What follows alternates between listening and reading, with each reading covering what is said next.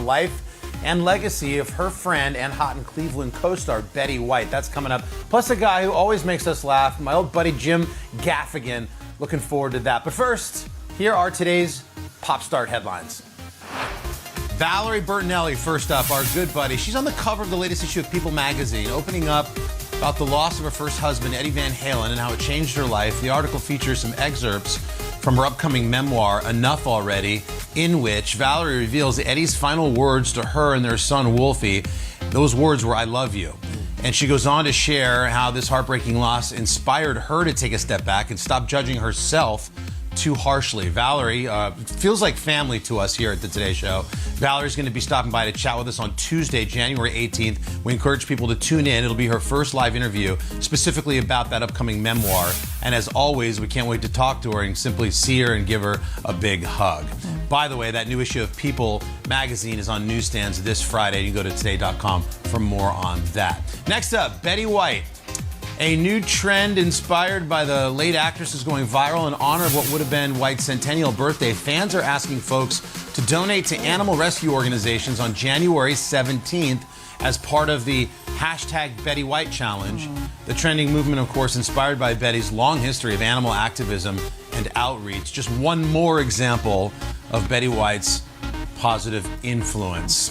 Next up, Chris Evans, the Captain America actor, is in talks to take on an interesting role in Hollywood, this time depicting Hollywood icon Gene Kelly. According to Deadline, the upcoming project is set to tell the story of a 12-year-old boy's imagined friendship with the Singing in the Rain actor at MGM Studios back in 1950, or in the 50s. It was a plot that was conceived by Chris Evans, who's also set to produce the Untitled project. And in case you're wondering, Chris Evans, the famous action movies. Yeah, can he dance? The answer is yes, because here's the clip we found from him. Well, everywhere people are tested to see if they can dance on an episode of Ellen DeGeneres' show back in 2016.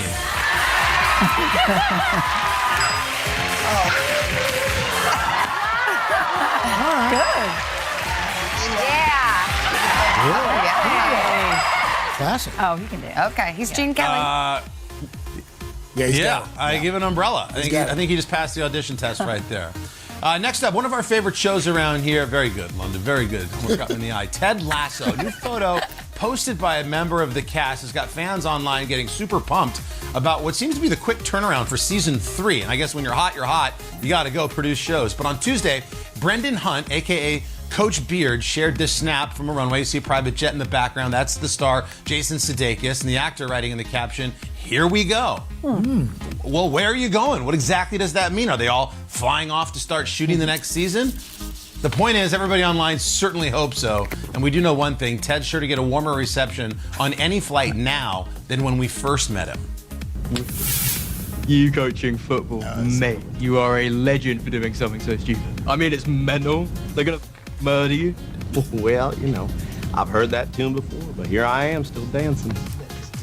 Well, long live Coach Lasso. We still have Uncle Al. I have Uncle Al to thank for getting me on Ted Lasso. I feel like these shows, when they're streaming and they're really good, you owe a thank you to the person that turned you on to it. Al, you really pumped that one up for us. Quickly, Cher, turning back to time, the Oscar and Grammy-winning singer, revealing her thoughts on aging and beauty, telling People magazine in a recent interesting interview that going gray is fine for other girls. I'm just not going to do it.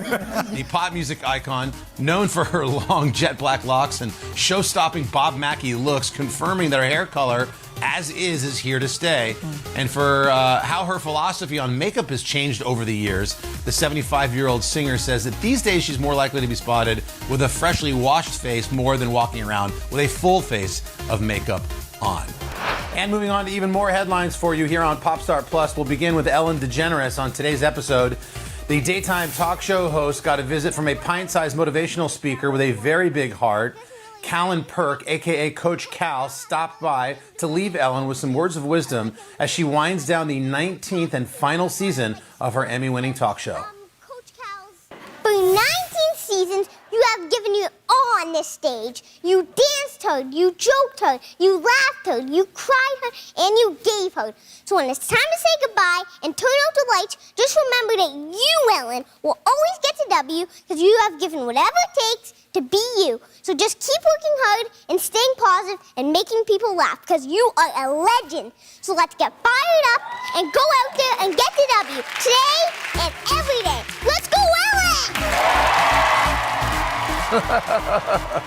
Oh my gosh, that kid's firing me up, man. Someone sent him over to the New York Jets.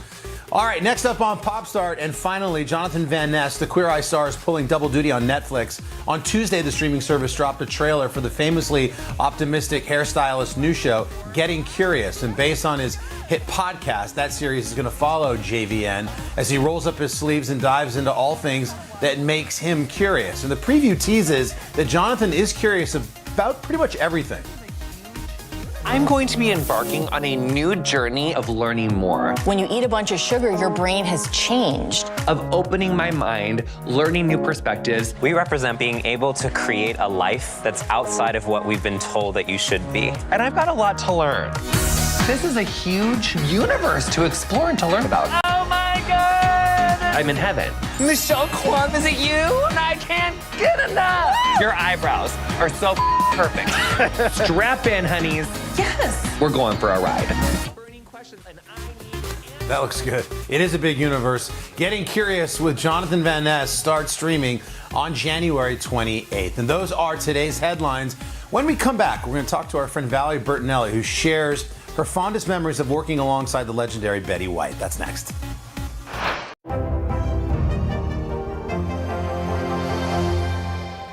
Sometimes the news can be difficult and overwhelming for kids to understand. Will coronavirus come back next year? So to help make sense of it all, we've created a newscast just for them. Man, you know a lot. We hope your family will watch Nightly News Kids Edition. We began our Cross America journey tonight, St. Louis, Austin, here in Nashville. From Washington, D.C., the site of our nation's capital, you rarely see. It's your last one.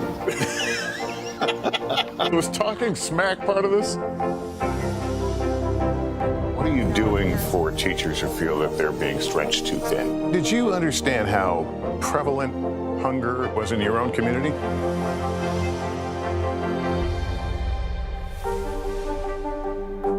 Today is now a podcast available every morning. Listen wherever you get your podcasts.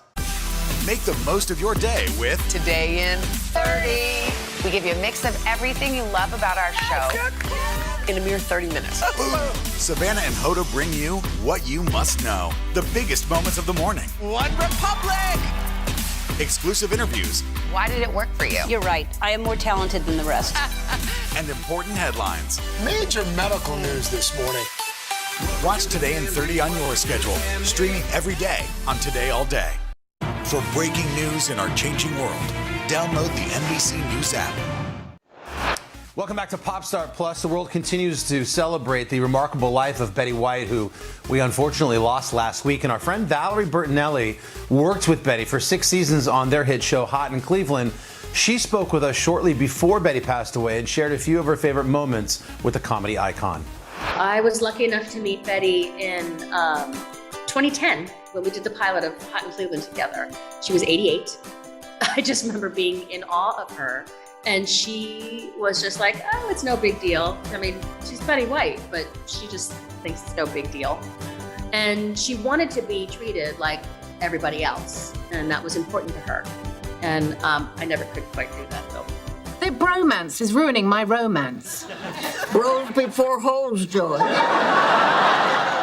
I think the best way to describe Betty is that she glows. She literally glows. I don't know what it is about her. She walks into a room and it's just, you know when she's there. Even when she doesn't even make an entrance, but she's just there. She's kind.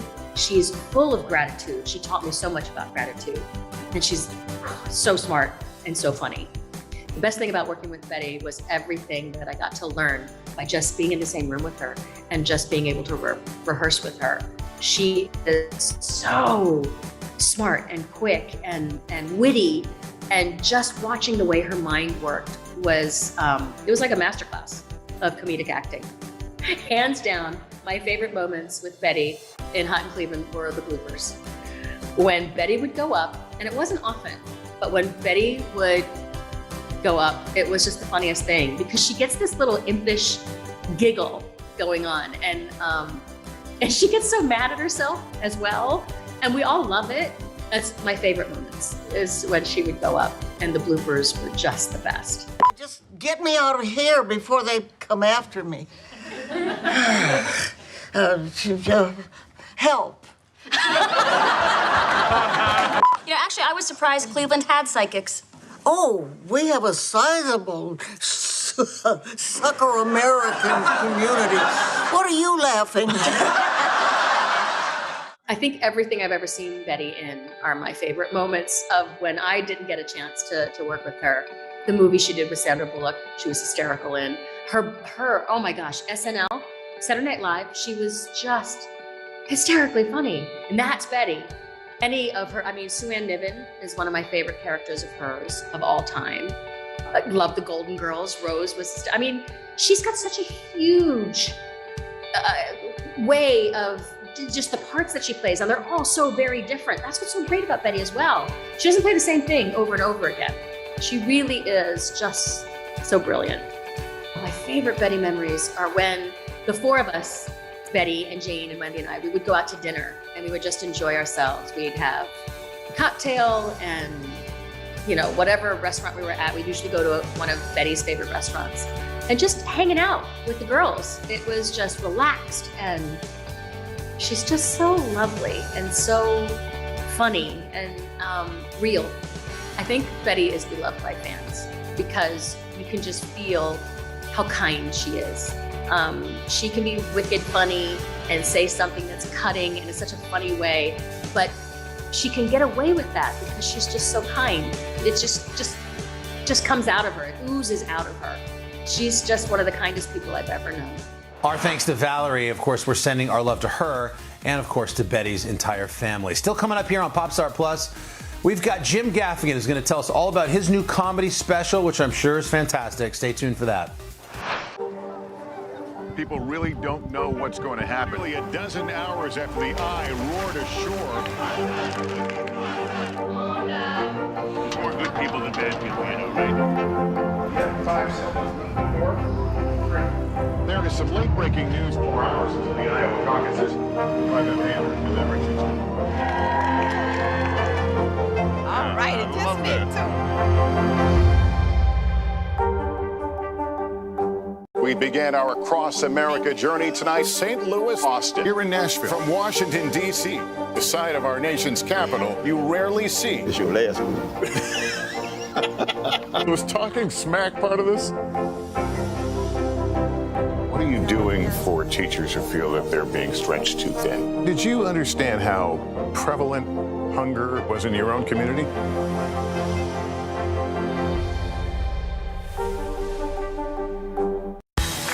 These days, the news never stops. The morning's headlines change by afternoon, and by the end of the day, it's all totally different. So let's get into it. What's happening right now, what it all means for you for an hour every day. I get it. I know that it can be hard to keep up. So let's get started together and go from there. Hey, I'm Hallie Jackson, and we have a ton going on tonight. Here's the deal. Hallie Jackson Now, weekdays at 5 on NBC News Now. Sometimes the news can be difficult and overwhelming for kids to understand. Will coronavirus come back next year? So to help make sense of it all, we've created a newscast just for them. Man, you know a lot. We hope your family will watch Nightly News Kids Edition.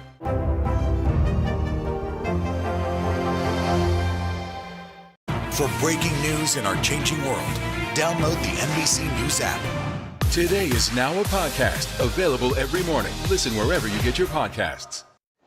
And welcome back to Popstar Plus. Jim Gaffigan has a new stand-up special out on Netflix, and that makes me very happy. It's called Comedy Monster, and the funny man himself told our friend on the third hour of Today all about it. Take a look. We live in a day when billionaires are building their own rockets to fly to outer space, and no one's saying, "Are you sure they're paying all their taxes?" Because I know some teachers that need supplies.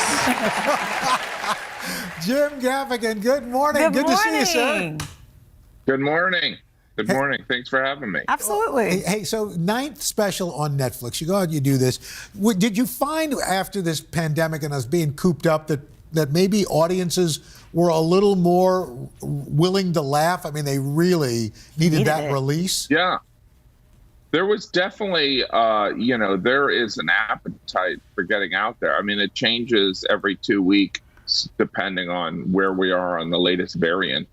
You know, the variant thing is like, it's like an episode of Dateline, right? You think that we know the information, then they're like, coming up, we're going to tell you more. And you're like, just tell us now. Exactly.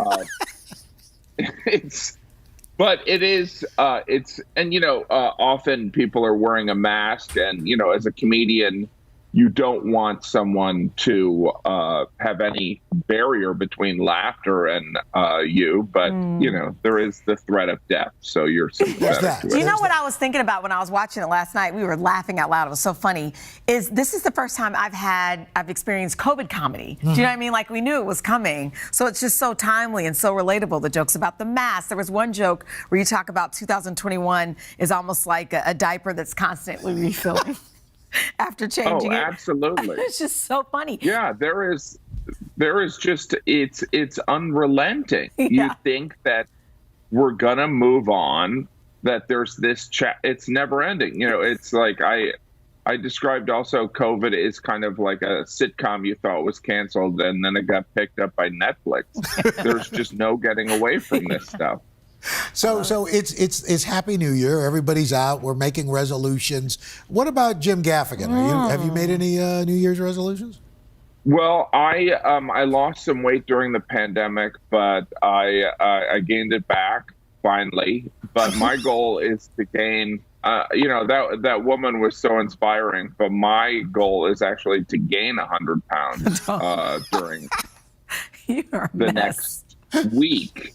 If that makes sense. I don't know. It's like, I want to lose weight, and she was so inspiring, but like, I feel like if I make that a resolution, it's like, even my brain's like, hasn't that been your resolution for 40 years? Oh, listen. So anyway, maybe I need that hula hoop. That's okay. Yeah, you're gonna and it's stand by for weighted, that. by the way. It's a weighted hula hoop, so it's not just a. Anyway. Oh, well, that makes a big difference. 100%. That's not the piece of junk you buy and you put in the corner. Yeah, it's going to be heavy when you wheel that thing around. Anyway, so wait, you just celebrated your New Year, I heard, by taking your family. Tell me if this is true. You went to Universal Studios and Disney World in the same trip? Yes. And, you know, that's how much I love my children. I am so fortunate because I was doing shows in Florida. And by the way, there's no pandemic in Florida. It's really well, there's that. No, but like I get to bring my family on these trips, and there's always a moment during these amazing trips where I look at my children and I have the same thought. I'm never doing this again because it's too hard. It's too hard. That's why every dad on vacation looks like he lost a bet, because he did. He lost a bet. Well, I'll tell you what, it is always a good day when the very funny Jim Gaffigan is around. So be sure and check out his special. It is streaming on Netflix. Coming up, we are heading into our vault to celebrate two huge stars, Diane Keaton and Bradley Cooper. Next. Nearly a dozen hours after the eye roared ashore. There is some late-breaking news. All right,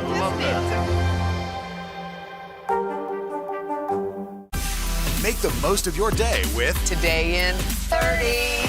We give you a mix of everything you love about our show in a mere 30 minutes.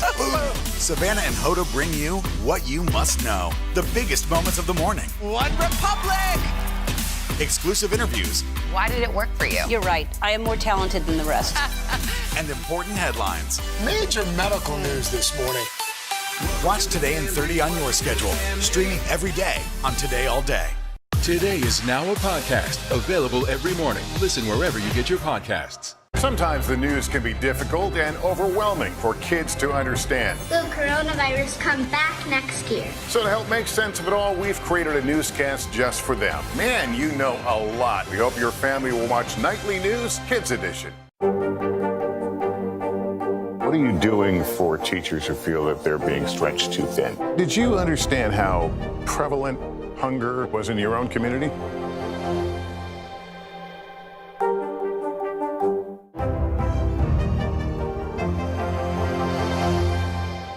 The Meet the Press Chuck Toddcast, free wherever you get your podcasts. And we're back on Popstar Plus with two great interviews from our vault. to make some special birthdays in Hollywood. We're going to mark those 2 birthdays today, and we're going to start with the one and only Diane Keaton, who turns 76 years young today. Remember her 2003 movie, Something's Gotta Give? Well, here's a look back. Diane Keaton has played some remarkable characters for more than 3 decades. She brought the quirky and likable Annie Hall to life in 1977, went for the darker role of Kay Adams Corleone in the Godfather trilogy, and was the endearing mother of the bride in the 1989 remake of Father of the Bride. Now Diane Keaton's latest role has her surprised to find her daughter dating a man twice her age. I can't do any kind of thing. No! Oh, God! What is this? Okay, you stay where you are. We have a knife. Do you live here? Look, mister, I am going to dial 911, and you are not going to move. Zoe, hand me the phone. No, you don't understand. Yes, I have an intruder in my house. 29 Daniels Lane, Sagaponack. I'm dating your daughter, Marin. She invited me here for the weekend. She's in her room right now changing. Ah! You're dating my daughter? Now, who would have thought that would be worse news? Diane. Okay, I love him. Diane loves the fact that Mark Traub, our stage manager, is laughing. I said he's our human laugh track, and every show needs one. You gotta have him. He laughs when it's not funny too, so don't be too flattered. Oh dear. But he genuinely thought that was funny, and it was. And you are in this movie. I am in the movie. Nancy Myers, who you collaborated with in Baby Boom and Father of the Bride, wrote this. And neither you nor she ever thought a movie like this would really be made, did you? Well, I certainly didn't. I think Nancy did because she actually wrote it and spent all that time thinking about it. But to me, it was just like, you sure, Nance? This is where you want to go. And she did it, though. And it exists, and it's fabulous. It's very unusual, though, and of course, this is what everybody has been glomming onto, the notion of a mature relationship. Mature, being portrayed, I love that word, mature. I'm a mature woman. Being portrayed on the big screen in Hollywood with that, young, nubile things. But by the way, may I just say for the record, you look fantastic. Oh, I love you. Thank you for saying that, but you look fantastic. Well, it's just the Mutual Admiration Society. But no, really. And what do you make of the whole thing that people are making a huge deal of the fact that these are 2 older people having sex, falling in love, as lead characters in a big movie? Were you like, yeah, finally?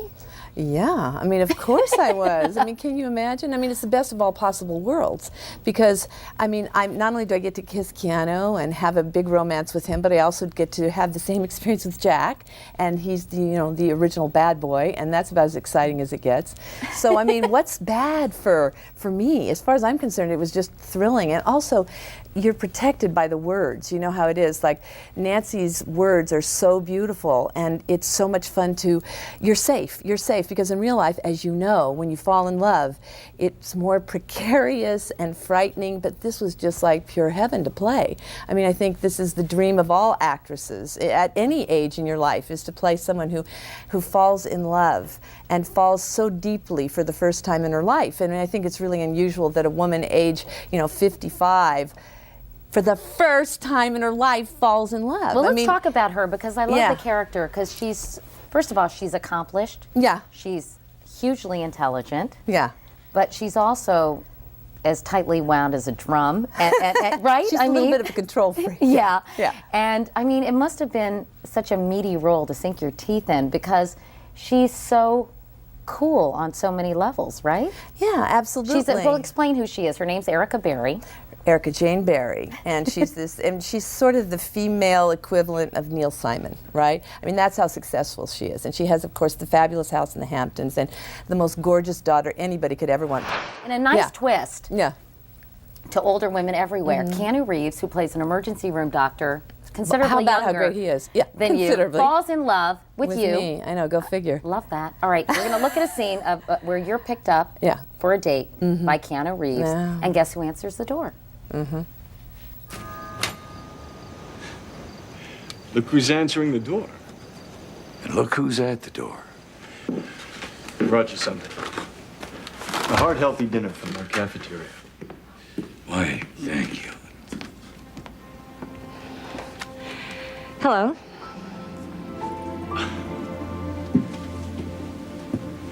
You look beautiful. Thank you.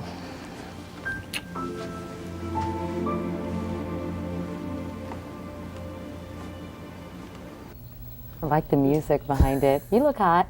All right, so how much fun was it to work with Jack Nicholson? And can you please ask him if he'll do an interview with me? He is such... What's the matter with him? What is the matter with him? Tell him he needs to sell this movie. No, I mean, he's the king. He's the king of talk. Did you have a great time, though? Of course I had a great time. I had the most fun with him, though, for the 2 weeks that we were sort of stuck in bed together, semi-naked. And I really got to know a lot about Jack's love life, which is really interesting. No, this is a family show, okay? Okay, I'm not sure what you're referring to. But you're scaring me. He's a big Irish guy, you know. He's a big sentimental slob, and he's a real fool for love. I mean, he's you a say sucker. The sweetest see? thing. But it's true. He really is. Diane Keaton, happy birthday to you. And as we mentioned, there is another big birthday in Hollywood today. That is Mr. Bradley Cooper, who is 47. And back in 2012, he spoke to Willie Geist about his Oscar-nominated film, Silver Linings Playbook. We were talking earlier about your role in this film, which, as I said, is getting great reviews. And you said your mother told you she sees a lot of you in the character, which on the one hand is, you know, you're a Philly guy, you're an Eagles fan, but he's also bipolar. Yes, so, and he's got anger management issues, and a song can trigger a violent episode. Yeah, it's very autobiographic. How'd you take that critique from your mom? I took it harshly, I got to say, because she really meant it. I walked downstairs after we did a very intense scene, and that's what she said. She said, Bradley, it's like you're not acting. And I thought, what does that say? I will say, though, you watch this movie, and yeah, it's a complicated group, and there's a little bit of insanity there. But you see your own family in some places, which is to say we're all a little messed up, but in the end it's about love and you all rally around each other. And people can relate. And David O. Russell, all he cares about is making an authentic movie about a certain group of people that that you can relate to. So that is always the goal, is to make it real, which is why it was scary for me, because you got to go some places. A little too close to real. You and Jennifer Lawrence have great chemistry in this film. She's amazing. And it all comes back to the ballroom dancing. Did you ever see yourself doing a movie where you were like doing a little tango? We talked very much about Pulp Fiction and that scene between Travolta and Uma Thurman. There's some of that in there. I mean, and that was conscious. David wanted to create. I mean, that clip doesn't really show that. That was in the early rehearsals. But it's a very bipolar dance they do. But it's a heck of a way to meet somebody, is to actually be in a very tight. Wow. Yeah, that happened right there. Yep. That'll help you get to know your co-star a little bit, right? Nice to meet you, Jennifer.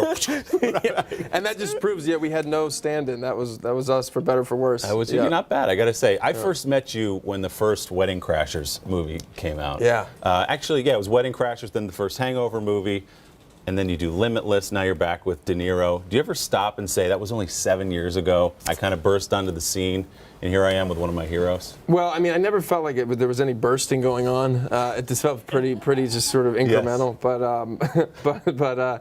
The De Niro thing's insane. And we actually went back to the actor's studio where I first asked him a question, and we did the sort of Q&A there together, which is, But look, the truth is, the fact I'm here on the Today Show is ridiculous. I mean, the whole thing is really crazy. Well, so you're a humble guy, as you just displayed.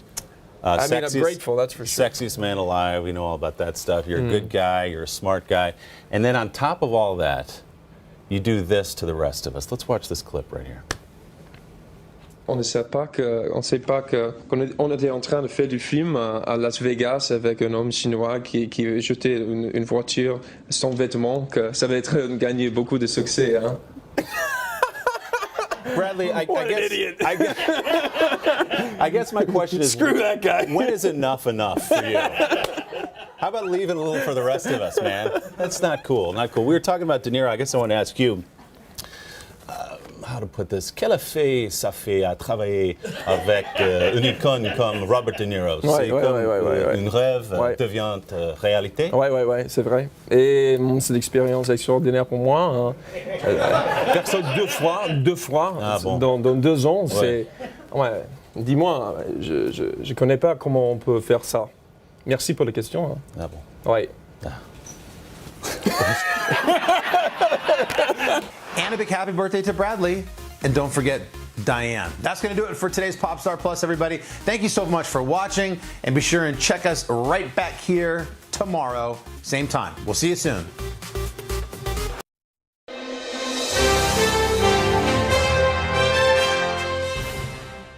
Check 1 2 1 2 1 2. Oh, how you doing? Wait, what? No, don't do that, Wait, Hoda. How you what? doing today? Come on. You good? Come on, I got my dog ears going on. Hey, the book. come on. on, dog ear in the book. Oh, you enjoying it so far? Loving it. Oh, Sounds man, like it thank was you like so it's much. it was as if you just spoke, and it all came out on the pages. It did. I mean, we're living crazy faith right now, so we're excited. I got to tell you, I am over the moon to be sitting with you. I'm over the moon to be making some space with you. Oh, this is awesome. Thank you so much for having me. I mean, first of all, welcome back to the planet Earth. I know you you shut your phone down. You took a break from all things media, all Everything. things phone. I Yeah. mean, this is an important place, I think, to begin, Pastor, because so many of us are locked in. Tell me what your big revelation was by just this simple act of putting all phone social media away. Yeah, I think if I could sum it up in one word, the word is margin. And I think about like the greatest things I've ever did or ever done, they came in the margin. It didn't come when I was trying to figure it out. It didn't come when I was trying to make it happen. It came when I made space. And it's so amazing that the title of this podcast has to do with making space. I mean, when you look at my life story, when I met you before, we were talking about my last book, my first book, Relationship Goals. It went #1 New York Times bestseller, first book, crazy response, helping tons of people. But that message came when I came off of a month unplugged from all social media, all internet, and it blew up. And I just feel like there's something that happens when you get revelation, when you get ideas, and when you get new thoughts, when there's margin. And so this year I did it bigger than I've ever done before. I took 100 days and I was gone. I was out of here. We had a new baby. Wait, I want to hear about the babe. But can I just tell you something? Some people would say, you know what would happen? If I took off from my whatever, I would lose my competitive edge. People would be sprinting past me. I took a break and I came back and the world went on without me and left me behind. That's false. And what it really does is it puts you on a trajectory of unhealth that one day you're going to look up and have all of these things and hate your life. See, what ends up happening is when you don't stop to enjoy what has happened, to be able to look at all of the amazing miracles that are your life, to enjoy the children that you work so hard for. When you do it, you'll look up and you'll run on that motor for 20, 30, 40 years and then look up and not enjoy what you've built. Yeah. You'll get off of this treadmill and be like, I've been running so hard to go nowhere. And what happens when you take a break, or from my beliefs, a sabbatical or a time of extended withdrawing? I learned from the greatest leader I believe that ever lived was Jesus. When you just study him from a historical and a leadership standpoint, he's doing all of these miracles all around the world. But like after these feeding 5,000 and doing all of this stuff, it says, and he withdrew often. He withdrew. And I'm thinking about like, if you're like claiming to be the Son of God on the earth, like why in the world would you have to withdraw? Like why in the world would you have? But I believe there's something that happens in solitude that makes you humble. And for anybody that would say, like, you know what I'm saying, they passed me by and this and all that other stuff, you don't realize that each one of us come to this earth with a lane that we're supposed to run in. And it doesn't matter what anybody else is doing. What's for you is for you if you can stay healthy enough to run in that lane. And every time that I take this break or make space, what it does is it gives opportunity for me to recenter, for me to refocus, and me to remember who I am, why I am, and who I'm created to help. You get messages. You said when you don't seek it out, it comes to you. When you make space, it comes. How does it come to you? How do the messages, how do you receive them? So something that's a practical practice for me every day is I have what I call quiet time, where I do meditation, prayer, I read scriptures, and I write down the things that I feel strongly impressed on my heart. And sometimes it's things like, go take your wife on a special date, and I just feel like impressed to do that. And other times it's like, hey, pray for that family, or go give to that person, or read this scripture over and over and over and over again. And I just follow those promptings. You know, the crazy thing, Hoda, is people aren't still enough or silent enough to even listen to themselves, to be able to see how they're feeling, to be able to see what is being told to them by the people they love and by the things that are speaking to them. And when I make that space every day, it's so crazy that 1 hour out of 24 hours can begin to set the trajectory for my life, my family, and miracles to happen in my life that really make me feel like I'm just a part of something that's way bigger than me. And I'm just grateful that I get to play a small part. You know what's funny? It's so funny you're saying this, because lately in the mornings, I always write in a journal, and usually it's a gratitude journal, 3 things. But lately I've just been writing like what's on my heart. It's a conversation I'll have with God by myself in the morning. Yeah. And for me in the morning, I get up I'm a 3:30 a.m. get up person to get to work. But there's even space then, like that 20 minutes, because I try to carve it out. And sometimes that's all it is. And I'm wondering, like, what am I supposed to be doing today? How am I supposed to be of service? Then the next morning I'll reflect. I'll say, did I carry out those things that I felt like I should have that day?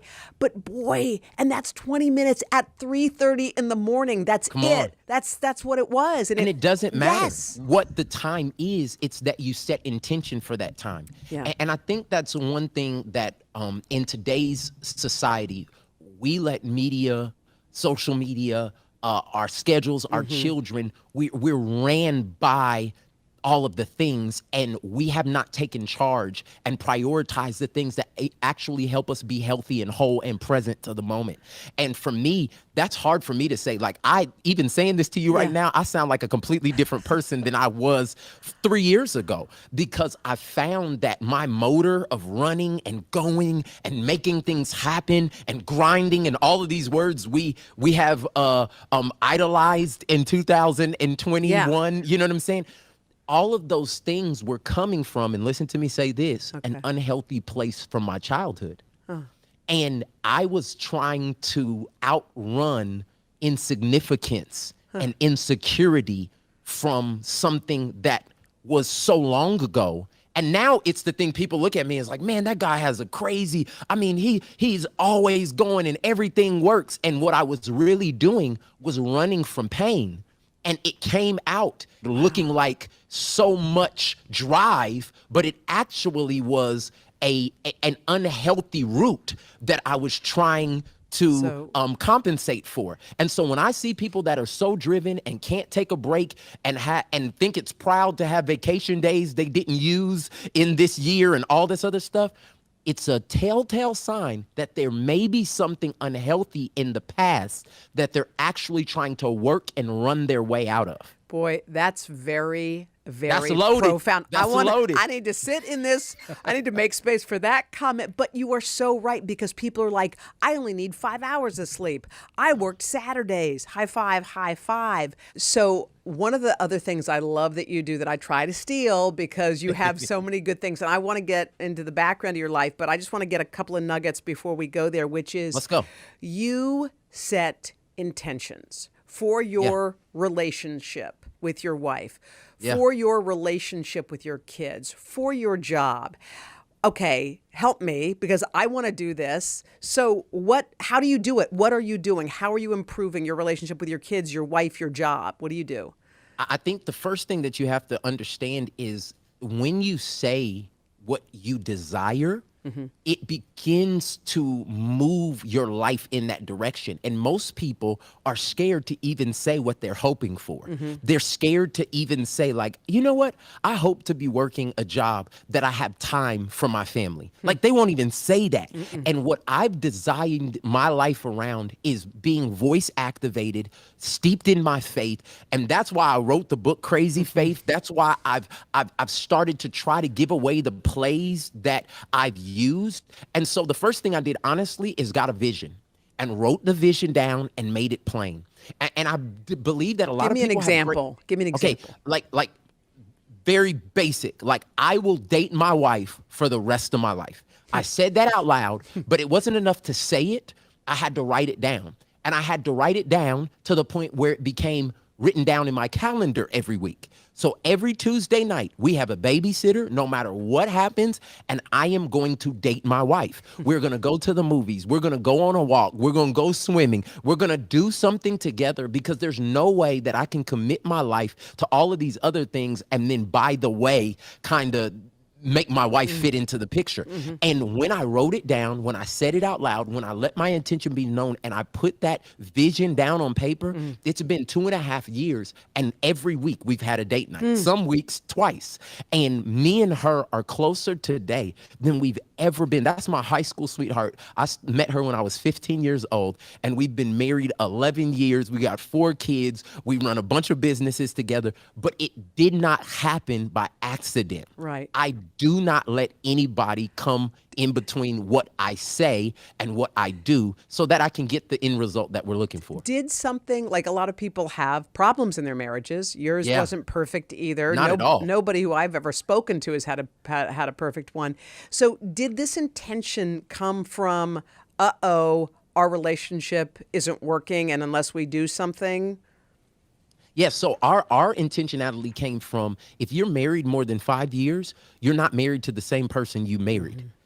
And we got a revelation that you keep changing every 5 years, and I needed to relearn who she was. What she used to like, she didn't like anymore. Yeah. And so I would do certain things, and I was like, man, that used to really work. Like, that used to really get you going. Like, what happened? And so we made an intentionality that I am not going to pause your growth on the frame that I remember you as. Yeah. I'm going to keep learning you. And out of that, I think it was, we had 2 kids, and our son, we found out he had autism.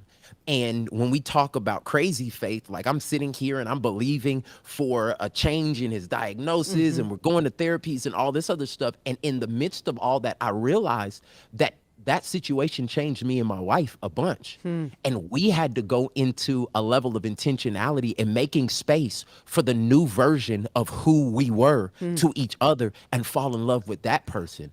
And as we begin to do that, we like that person better than the one we married. Like, you know what I'm saying? Like, we begin to understand, like, man, I love you even more now because we've been through this together, and because you're still here, and because we can still laugh about that. And again, making space made us love each other even more. And I don't know, I'm right after we get off this podcast, I'm gonna go find her. I'm missing her right now. I need to give her a hug and a kiss right now. By the way, I think that what you said was so profound. The person who you're with now is a totally different person than you were with 5 years ago, although they still sleep on the same side of the bed. They still use the red toothbrush. They still do what they've always done. They are different. And you're right, it is relearning. It's funny, I've been having these conversations with Joel lately about, this is who I am today. I used to enjoy doing that stuff, and now I'm this person. The Meet the Press Chuck Toddcast, free wherever you get your podcasts. People really don't know what's going to happen. Nearly a dozen hours after the eye roared ashore. More good people than bad people, I know, right? 5 seconds. 4, 3.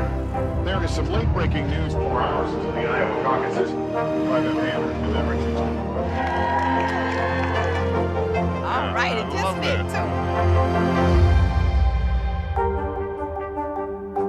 Sometimes the news can be difficult and overwhelming for kids to understand. Will coronavirus come back next year? So to help make sense of it all, we've created a newscast just for them. Man, you know a lot. We hope your family will watch Nightly News Kids Edition. People really don't know what's going to happen. Nearly a dozen hours after the eye roared ashore. More good people than bad people, I know, right? 5 seconds. 4, 3. There is some late-breaking news. 4 hours into the Iowa caucuses. By the banner delivered. All right,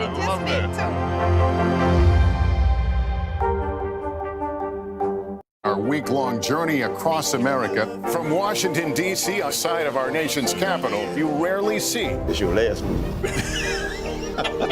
Was talking smack part of this? Nearly a dozen hours after the eye roared ashore. There is some late-breaking news. All right, it just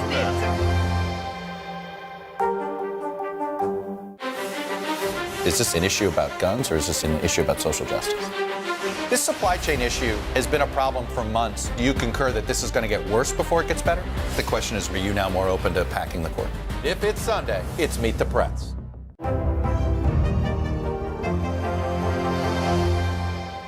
The Meet the Press Chuck Toddcast, free wherever you get your podcasts. For breaking news in our changing world, download the NBC News app. The Meet the Press Chuck Toddcast, free wherever you get your podcasts. For breaking news in our changing world, download the NBC News app. Have you ever felt something from God and you thought to yourself, like, is this my gut or my soul talking, or is it God? Because I was wondering, how do we, and I've wondered this just for myself, how do you figure out if it's your will or him? I have this chapter in the book called Maybe Faith. Okay. And I think it's my favorite part of the book because people is like, how do you know it's God? How do you know it's the right thing? And most pastors won't tell you this, but I'll tell you very straight. You don't. Like, you don't know at the starting line, is this God? It proves to be God. And this is why I tell people I live my life at 51% faith. If I'm 51% sure it's God, I'm going for it. Okay. And because I have the heart to be able to be corrected, and I'm humble enough to say, you know what, I missed that. That I thought that was it, but hey, my bad, guys, really going on. And that's where I've been able to see so many amazing things happen, because some people stayed at the starting line is like, okay, how long is this going to take? How much is this going to cost? Are we going to win? Is this worth it? And they end up living their life paralyzed at a pause at the start. And what I do is I tell people this, I said, it's a lot easier to direct a moving car than it is to direct or steer a car that's standing still. That's true. And I really do believe that as you start making the step, like, I'm not sure that this is it, but I'm going to at least start looking up homes in this city. Yeah. As you make that step, then there's either confirmation or denials or checks or your piece is not there. And then you'll know, like, well, maybe I need to go back to prayer and maybe I need to do something else. And as you live on maybe faith, like, maybe this is you. Yeah. I see so many good things happen, and it just takes being humble. Well, I do like that you talk about change, because I think a lot of people say, whether they're in a relationship or friendships or whatever, like, people are who they are. You either accept them or you don't. People don't change. They can change around the edges, but in reality, that's how they were raised. That's the way they're going to be. What's your answer? I to don't that? really believe that, because I know who I am, and I know who I was, and I know who I'm trying to be. I was a liar. I was a manipulator. I was somebody who was addicted to pornography and wrong images, and I had a lot of evil in my heart. I only looked out for myself. I was very selfish. Like, that's who I was. It wasn't what I presented, but that's who I was on the inside. And now today, I look at my life and how I give everything that I have to help people, to serve other people, to make exceptions and allowances for people's faults and shortcomings. That was not me. Like, that was not me. I had a potential, what was it called? I had a case in court for car insurance fraud. And I was a crazy guy.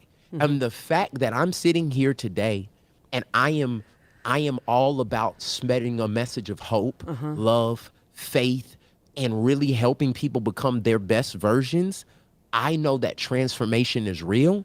I know that change is possible, and I am acutely aware of the grace that we all need to be able to make those decisions. Did your change, did your moment, did it come like a lightning bolt? Did your moment of change come in baby steps and take years? Yeah. One of my greatest sayings, and if you come around our church, our organization, you'll hear this all the time: progression, not perfection. I think that if this could become people's mantra, they would be able to do so much more when they allow the little movement forward to be the win instead of this big, like you said, lightning bolt moment. It wasn't that for me. It was like, this year, I'm going to become better at listening and keeping my word. And next year, I'm going to try to stop eating a gallon of ice cream every night before I go to bed. And this year, I'm going to open my scriptures and I want to read at least 10 minutes a day. It just has been like baby progression, steps. baby steps, baby faith, just making moves. And I look up 10, 15 years later and it's like, you're a pastor of a church and you're talking to hundreds of thousands of people weekly. And I'm like, who are you? That's how I feel. Do you ever drift away from God? Do you ever? You talking big language right here, right now. You used one of my trigger words, drift. This year, our word for our church is anchored. And we are trying to get anchored spiritually, emotionally, physically, in every area of our life. But the tagline is, this is the year of the anti-drift. And the one thing about drifting, so you said drifting and it went through my whole body right there. Because drifting is natural if there's not intention. Say that again. That was good. Drifting is natural if there is no intention. Yes. If you put a boat in water, there does not have to be a storm for that boat to drift. If you just put it there with no anchor, it's going to be out to sea in an hour and a half because there was no intention of dropping an anchor somewhere. And yes, to answer your questions, there are tons of places in my life that I have drifted because I was not intentional. So one of those areas was in my health. Very practically, the church is blowing up. I'm having all of these kids, and as the church is blowing up, I'm blowing up. I'm eating everything. I'm fat and happy. I'm eating ice cream. I'm doing all the different things. And this year, when we talk about anchored, I looked at myself and I was 264 pounds. I was completely out of shape, all of those different things. And in a quiet time, I really felt so strongly that this was an area that I had been drifting. Yeah. And I made a decision that if I was shown something, I was going to start in crazy faith, making steps toward that. So we started eating better, got a trainer. I literally just finished working out. I'm 229 pounds today. That was 4 months ago. And I'm 229 pounds, almost lost 35 pounds since I made the decision.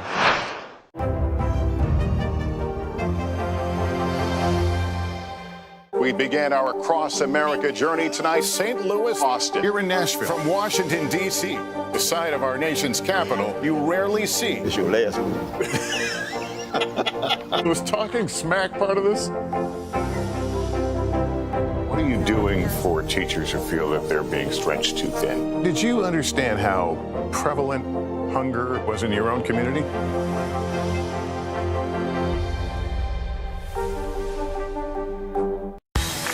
These days, the news never stops. The morning's headlines change by afternoon, and by the end of the day, it's all totally different. So let's get into it. What's happening right now, what it all means for you for an hour every day. I get it. I know that it can be hard to keep up. So let's get started together and go from there. Hey, I'm Hallie Jackson, and we have a ton going on tonight. Here's the deal. Hallie Jackson Now, weekdays at 5 on NBC News Now. The Meet the Press Chuck Toddcast, free wherever you get your podcasts. People really don't know what's going to happen. Nearly a dozen hours after the eye roared ashore. More good people than bad people, you know, right? 5 seconds. 4, 3. There is some late-breaking news 4 hours into the Iowa caucuses by the Valerie Bertinelli. All right, it just me too.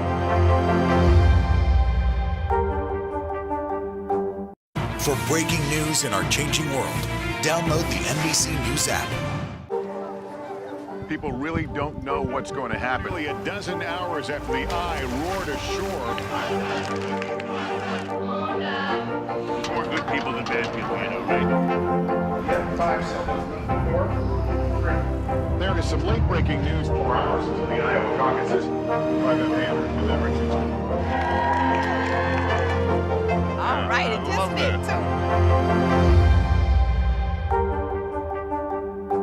Our week-long journey across America from Washington, D.C., outside of our nation's capital, you rarely see. It's your last one.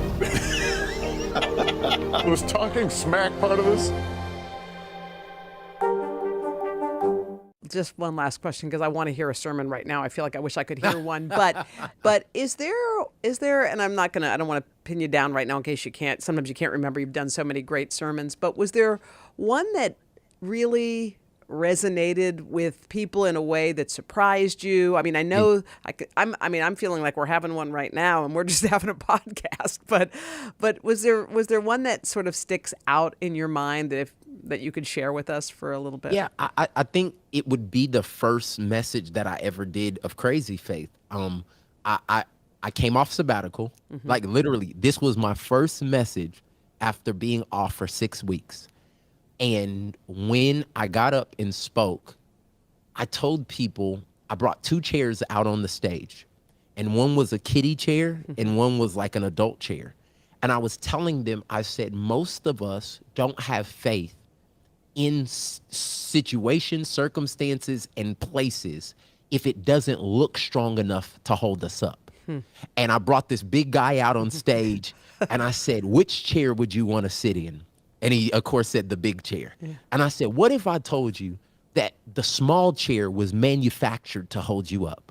What if I told you this was God's will for your life? What if I told you that it can carry your weight?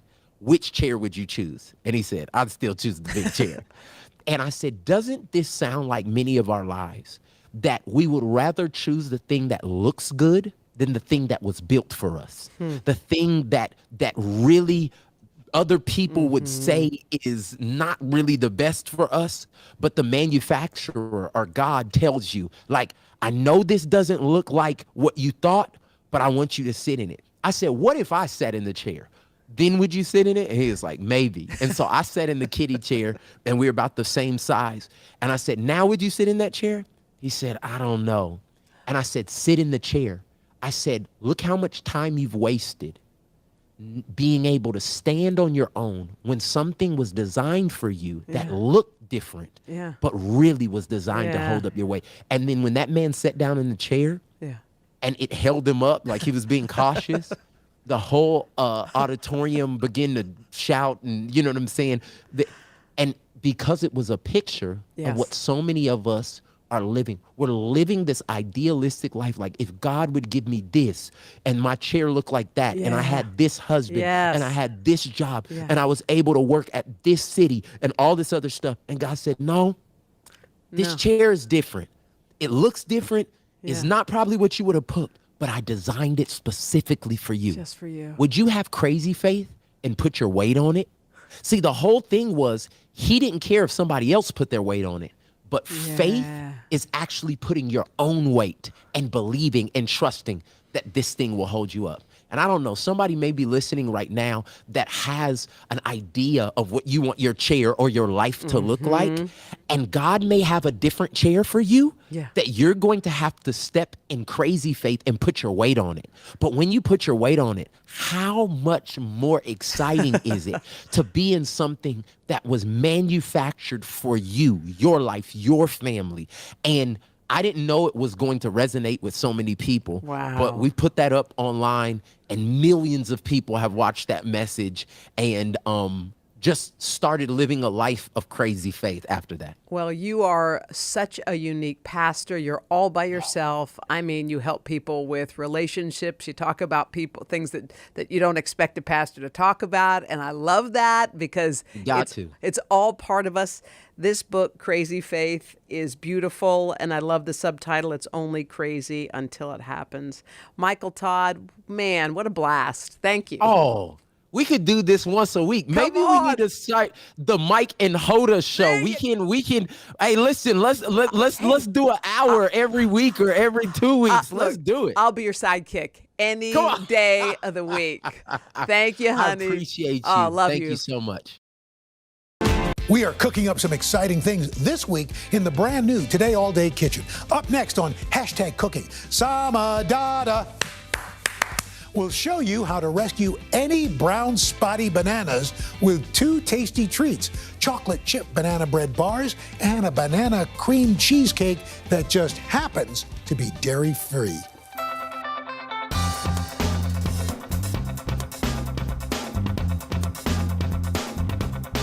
Welcome to #Cooking. The next time you see some nearly perished, super ripe bananas sitting on your counter, wondering what will become of their existence, like, will we get thrown away today? Don't toss them, please save them. Rescue the spotty bananas, #Save the spotty bananas, and make these recipes. I'm gonna show you 2 of my favorite ways to use those super ripe bananas sitting on your counter. My chocolate chip banana bread bars and my banana cream cheesecake that happens to be dairy-free. Let's get #Cooking. Just for 1 second, okay, I want you to forget about those microwave packets of oatmeal. And we're gonna give oatmeal a glamorous moment with these chocolate chip banana bread bars. I've already preheated my oven to 375 degrees, and now all I'm going to do is prepare my pan. So what I've done here, greased it with some coconut oil so our parchment paper doesn't stick, right? So I've got that here. I'm just gonna stick it right into the pan. The coconut oil helps it stick, right? So this is nice. Make sure we're hitting all of the edges of the pan. And what's nice is that we're creating these flaps, okay? The flaps are really nice because when it's done baking, we'll be able to easily lift the batter out of the pan and have our bars all ready. What's great about using super ripe bananas in recipes is that they're naturally a lot sweeter and a lot easier to mash into different recipes. Got 2 here. We're rescuing them. We're giving them a second life, a second chance at life. They love us for this. Throwing the peels away. Gonna peel this one. Like so. Pop that in. See you later. Okay, and now we're just gonna mash. This is kind of where you can get your aggression of the day out into these bananas, okay? I wanna mash them until they're really nice and smooth. And like I said, because they're a bit riper, it's gonna be a lot softer and easier to mash. Not to mention it's gonna impart a lot of that really nice, sweet, ripe flavor of the bananas into this oatmeal bar recipe. And because they're super ripe, we're actually not gonna use a bunch of sugar to sweeten this recipe because it's gonna pull a lot of that natural sweetness from the bananas. Have I convinced you to not throw your bananas away yet? Just wondering. Okay. Really take your time here, like I am. Okay. I want no banana to feel unmashed. I want it to feel all loved and mashed, okay? All right. And you can use a potato masher here if you have that, if you like that utensil for your life. I'm just using a fork because you know what? Forks are accessible. Okay. So this is looking pretty good. I have to compliment myself on my mashing abilities. Looks pretty smooth. And now we're just gonna work on the rest of our ingredients. All right. So in this recipe, I'm using 2 eggs. So I'm gonna crack those both in here. I wanna be that type of person that does like the one-handed egg crack. I'm not that person. I'm safe. I take precautions. All right. Okay, now I'm gonna whisk the eggs and the bananas together. So everything is nice and smooth. Look at those amber yolks. It's pretty nice. Bananas and eggs whisked together. They look nice and smooth, really happy in there. Now I'm gonna add my nut butter. So I'm actually using peanut butter here, but if you have a cashew butter at home, if you have an almond butter, that's totally fine. You do you. Whatever nut butters you're harboring in your pantry. I know I have like a million because I have a problem, but you can use that. I'm gonna slide that straight in there. Now I'm gonna mix that in.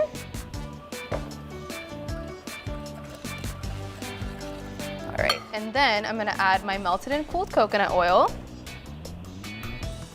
my vanilla extract, and if you haven't noticed already, the best part about this recipe, other than giving your sad bananas a second life, is the fact that we're making everything in one bowl. Like, you can thank me later for the less dishes that you'll have to do in your life, okay? I'm just using a touch of coconut sugar. Gonna add that in there, and then some maple syrup. It's gonna really give this nice, warm, golden flavor to these oatmeal bars. Now that I've mixed all my wet ingredients together, I'm gonna grab my oatmeal, the star of the show. It's about to be super glamorous. Add it straight in here, along with some cinnamon. I love cinnamon, I think it's amazing, but you can totally use another spice if you want. You can use maybe a nutmeg if you like that better. I'll leave that choice up to you. And then some baking powder. And then, I'm gonna mix everything together. Make sure everyone just becomes friends in here. Make sure we grab the edges, the sides of the bowl, incorporate it really nicely.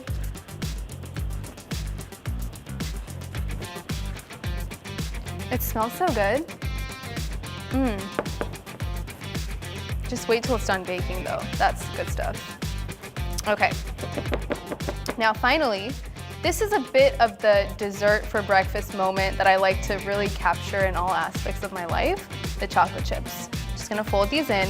I will add, I don't measure these with anything but my soul. That's just how I choose to live my life, but again, you live yours the way you wanna live yours. I'm gonna fold that in, and you're probably wondering, like, Sama, why do you have some of these left over? Because I wanna save some for the top. Because for me, it's not less is more. When it comes to chocolate, not a thing for me. Okay, folding this in nicely until all the chocolate chips are just really nestled in there. We want them to be cozy. Okay, perfect. Now, I love myself for being prepared. We've got our parchment lined pan, and I'm just gonna add it straight into there. So lift this up. I don't know if I mentioned this, but this is my workout for the day, this movement right here. All right, so we're gonna add this straight in there.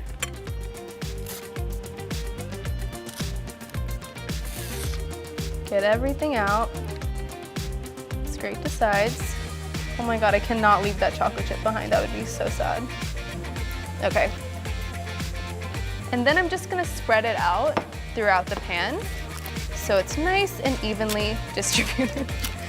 Okay, because I am me, I'm gonna add some more chocolate chips on top, just for aesthetics. I like to take nice photos of my food. It's also really fun to make it presentable and looks pretty, too pretty to eat, but not really, because we will be eating it. Okay? And then the last thing that I wanna do is add a banana on top. This is, again, purely for me to have some nice aesthetics for my photographs, and that's fine. That's, again, how I choose to live my life. So what I'm gonna do is just cut it right at the tip of the banana, slice it straight through, like this, okay? And now, I'm just gonna peel this off like I normally would. And then you've got two perfect halves of banana. Pretty easy. I'm gonna lift this straight out, and I'm gonna place it on to my bars, like that. And then the other half. And then I'm gonna add one more for the middle. Go ahead, and again, I have a piece of oatmeal on my finger. Really didn't want to be baked. Okay, and go from the top, slice it straight down the middle. Peel this guy off. Look at that. Add that straight in there. We're gonna nestle it down nicely. Wants to feel secure, wants to feel at home. And now I'm just gonna add a little dusting of cinnamon on top, partially because I love cinnamon and partially because I want it to look really nice. Okay, now we're gonna take a little journey in the oven for about 22 to 25 minutes. Let's go.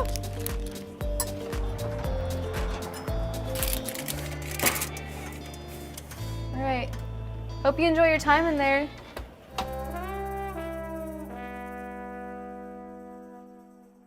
We began our across-America journey tonight, St. Louis, Austin, here in Nashville. From Washington, D.C., the site of our nation's capital, you rarely see. Was talking smack part of this? What are you doing for teachers who feel that they're being stretched too thin? Did you understand how prevalent hunger was in your own community?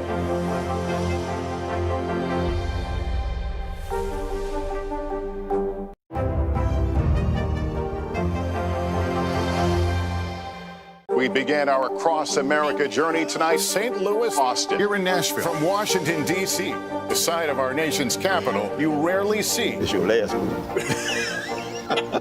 Was talking smack part of this? What are you doing for teachers who feel that they're being stretched too thin? Did you understand how prevalent hunger was in your own community?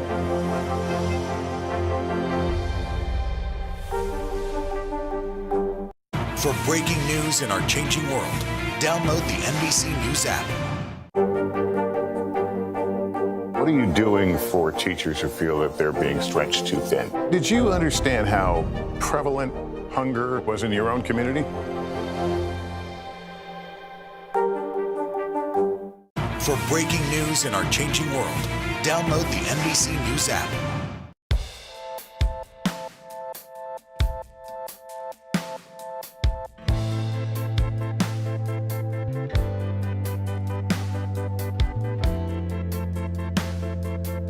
All right, we've let it cool for about 10 minutes, and now, see, this is why we love being prepared with the parchment paper.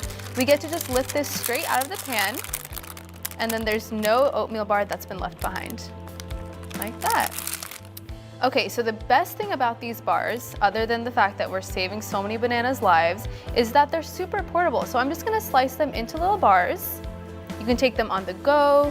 You can just also have a nice sit-down oatmeal moment at home. You choose whatever you'd like to do. I love the corner piece. I'm just one of those people. Don't know why. Just crispy and caramelized on the edges, so good. Look at that, delicious. And now remember these chocolate chips that I had saved for the top? See, this is why. I'm also gonna add just a little bit of powdered sugar, just to get that nice contrast. A little bit there. Just on the rest of my bars. It's really pretty. Oh, what a little heavy-handed over there. Okay, so now I'm gonna take a few pictures of it, because I didn't put that powdered sugar, that banana, those chocolate chips on for nothing. All right. There we go. I'm really getting the shot. Little video. Get the inside. Okay, you know what? I think we got the shot. It's my time to taste. I'm pretty excited about this.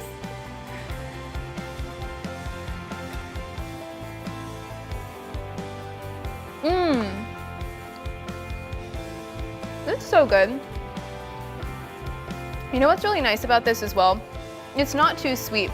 So it's really great if you'd like to even add a little drizzle of honey on top, maybe a little more peanut butter, almond butter, whatever you have to kind of create this nice sit-down oatmeal moment at home. It's like banana bread, but it's a little more textured from the oatmeal, and then you've got the chocolate chips that are totally giving it this like cookie dough vibe.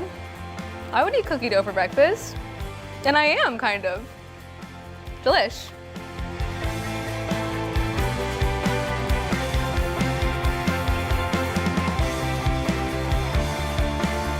You know, this has inspired me, and I have a lot more ripe bananas in my kitchen, so I think we might have to make my banana cream cheesecake. I'm gonna go grab the ingredients.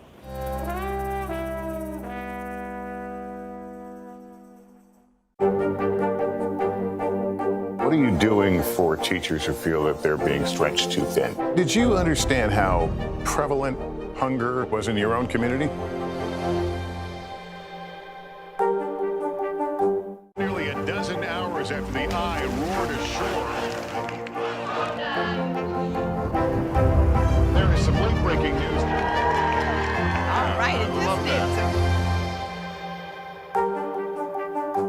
We began our cross-America journey tonight, St. Louis, Austin, here in Nashville. From Washington, D.C., the site of our nation's capital, you rarely see. It's your last one.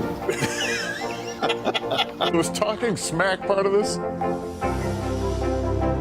What are you doing for teachers who feel that they're being stretched too thin? Did you understand how prevalent hunger was in your own community?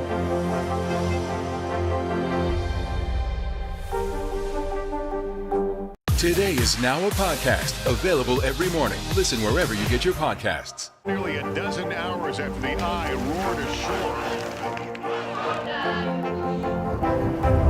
There is some late-breaking news. All right,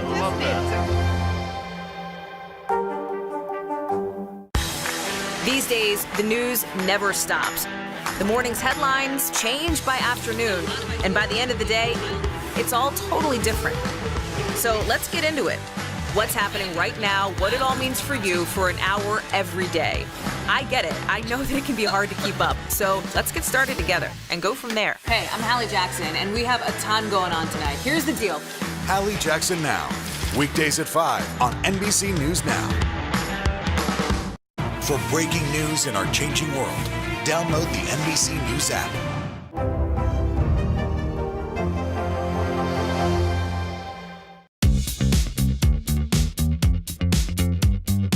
Okay, do you want to know something crazy about this cheesecake? You don't have to bake it. No ovens are involved. We're just gonna pop into the freezer to make it, which kind of means it's a cross between an ice cream bar and a cheesecake. Two things I really can't live my life without. So let's make it. The first thing I'm gonna do is prepare my pan with some parchment paper. So what I'm gonna do is just line it straight into the pan, and I'm creating these flaps on the sides so that it's gonna be super easy to lift the cheesecake up after it's done freezing. Just like that. And now it's ready for our crust to find a home in it. So this crust is gonna be really nice and textured. It's gonna be a little crumbly, it's gonna be crispy. Because it's gonna have a really nice creamy filling to go on top of it, I wanted to create that contrast. Everything is gonna come together in this food processor. Starting with some raw almonds as the base. This is gonna give that really nice crispy, crunchy element to the crust. Gonna toss that in there.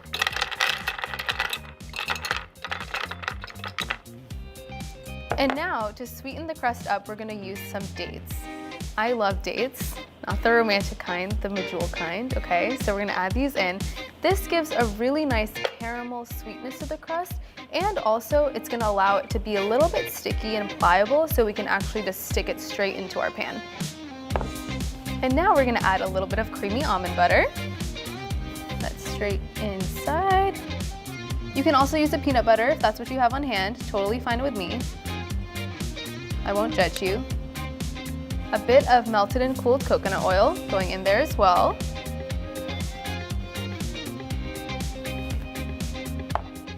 A touch of vanilla extract. And then I like to use a little pinch of salt. This is gonna bring out that natural sweetness and create a bit of a contrast. Perfect.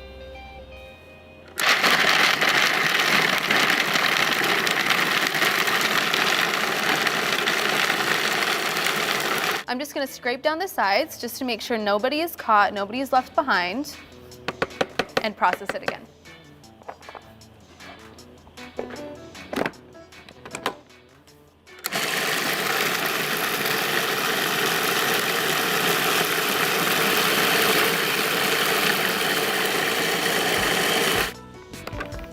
We're looking good. We want it to be crumbly, but there's also gonna be some of those pieces that remain. Now it's time to just pack it into our pan. Okay. Oh no. This is precious crust, precious cargo. We can't waste any of it. Now all I'm gonna do is just press it into my pan.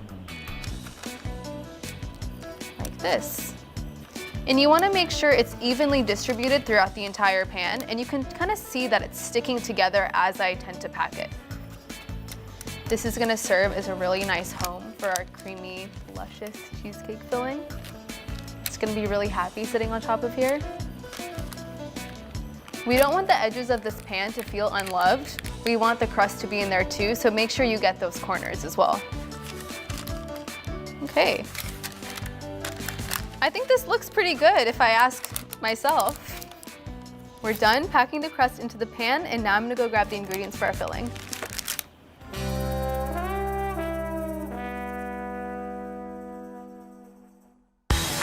These days, the news never stops. The morning's headlines change by afternoon, and by the end of the day, it's all totally different. So let's get into it. What's happening right now, what it all means for you for an hour every day. I get it. I know that it can be hard to keep up. So let's get started together and go from there. Hey, I'm Hallie Jackson, and we have a ton going on tonight. Here's the deal. Hallie Jackson Now. Weekdays at 5 on NBC News Now. Is this an issue about guns or is this an issue about social justice? This supply chain issue has been a problem for months. Do you concur that this is going to get worse before it gets better? The question is, are you now more open to packing the court? If it's Sunday, it's Meet the Press. People really don't know what's going to happen. Only a dozen hours after the eye roared ashore. More good people than bad people, you know, right? 5 seconds. 4, 3. There is some late-breaking news 4 hours into the Iowa caucuses by the hand with everything. All right, it just me too.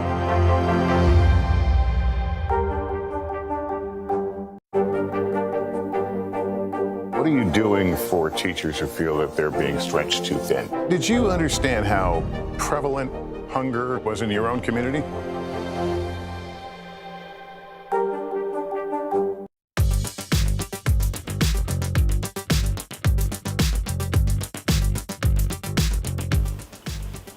The secret about this cheesecake filling is that it's actually made from cashews. They're super rich and buttery, so they're the perfect ingredient to make really creamy sauces and fillings like we're gonna do in this cheesecake.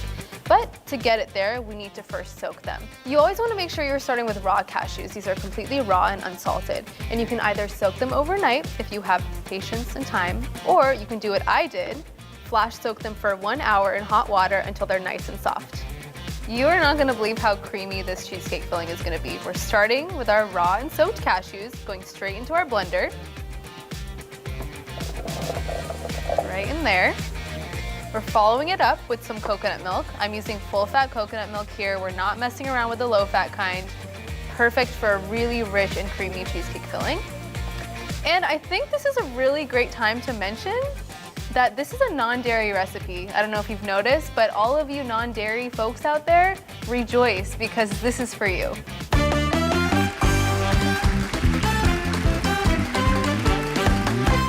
Time for our banana, our star. We rescued it from its fate in the trash, perhaps. All right, pop that straight in there. Just breaking it up so it's a bit easier to blend.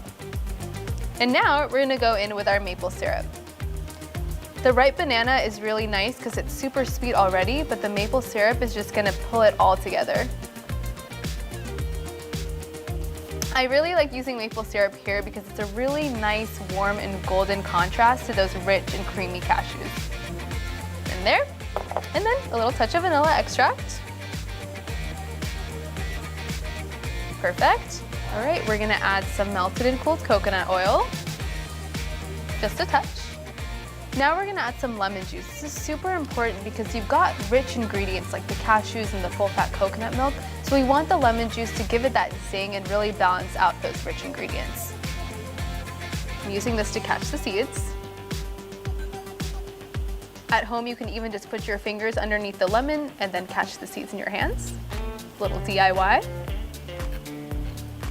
And then to balance everything out, balance that sweetness, bring it out a little bit, I'm gonna add a little pinch of salt.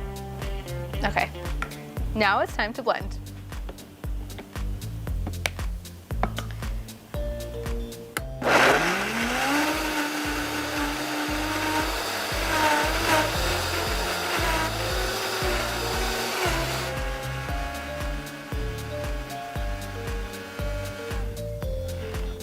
Okay.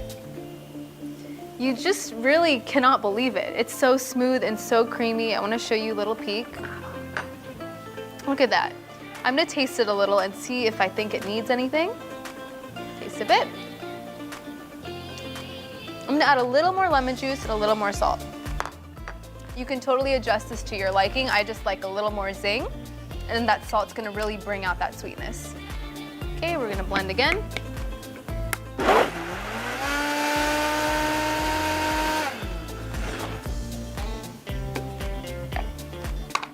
Grab my fresh spoon and taste one more time. Perfect. All right, now it's time for this filling to find a home on top of our crust. And there's no dairy in this. Kind of crazy. I'm gonna grab my spatula. This is precious. I can't waste a bit. Now I'm just gonna make sure that's nice and smooth. You can even tap it a little bit to distribute it like this. Shake it around, make sure it hits all the edges. Now, I like to pretend I'm Picasso a little bit with the toppings. You can use whatever you'd like, but I'm gonna use some sliced almonds, straight on top. Sprinkle them around. I'm gonna do a little bit of cinnamon.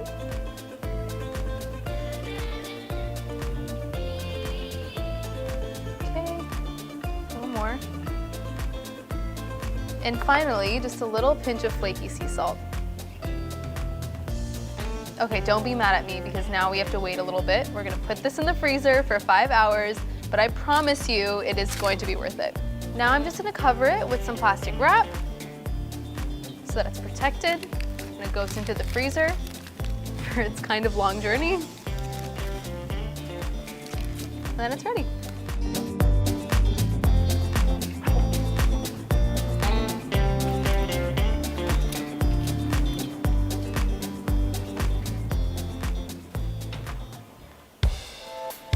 See, patience is so worth it. I'm so excited about this.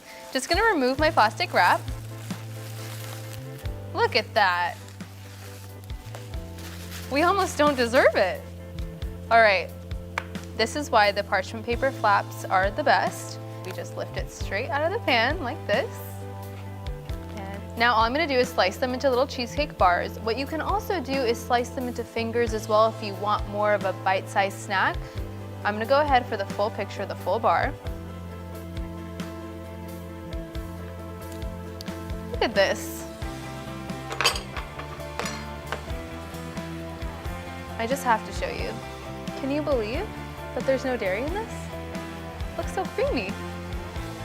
Right? That's for me. This is my slice. I am so excited to dig into this. All right, here I go.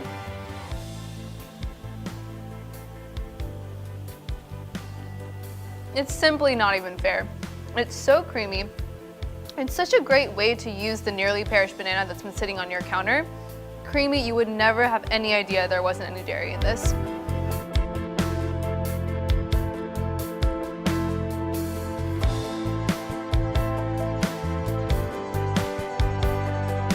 You know what? I really wish I could eat all of these myself, and I probably would, but I'm gonna be a little nice.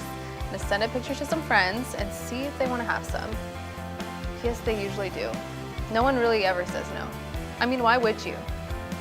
Wouldn't make sense, it's so good. I think I'm gonna deliver some to their houses. I'm such a good friend.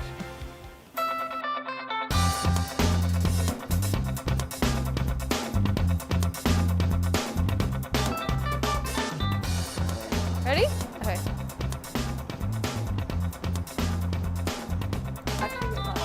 Yeah, we're gonna go after you. Okay. Okay, Sue. Guess what I brought you? Your favorite banana cream cheesecake. I made it for your birthday. Oh, this is my favorite. Thank you. You're welcome. I did the same like date and almond crust that you like. It kind of does. Cookie breakfast. Let's get a smoothie on top of it. Two Dadas eat. Two Dadas Two eat. Dada eats. Two Dada eats. Dada eats squared. Dada eats. Eh? Dada eats is.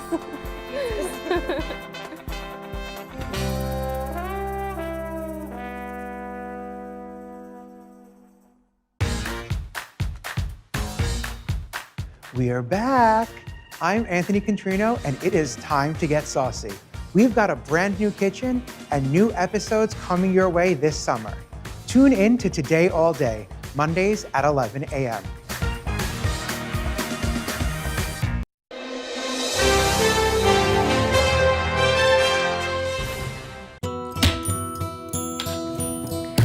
These are the hands behind Community Loaves, a special project to donate home-baked bread to local food banks in Seattle. The group of almost 500 home bakers is led by Catherine Curley, a college administrator and avid home baker who has transformed her garage to function as a hub for twice-monthly bread collection. Bread's been around for a long time. It's 4 simple ingredients: flour, water, salt, yeast. And each time someone discovers it for the first time, it's like magic. What started out as a 19-loaf donation at the start of the pandemic has grown to a recent donation of more than 1,300 loaves. Carloads of bread are collected and donated to HopeLink, an area food bank that has seen a surging demand during the pandemic.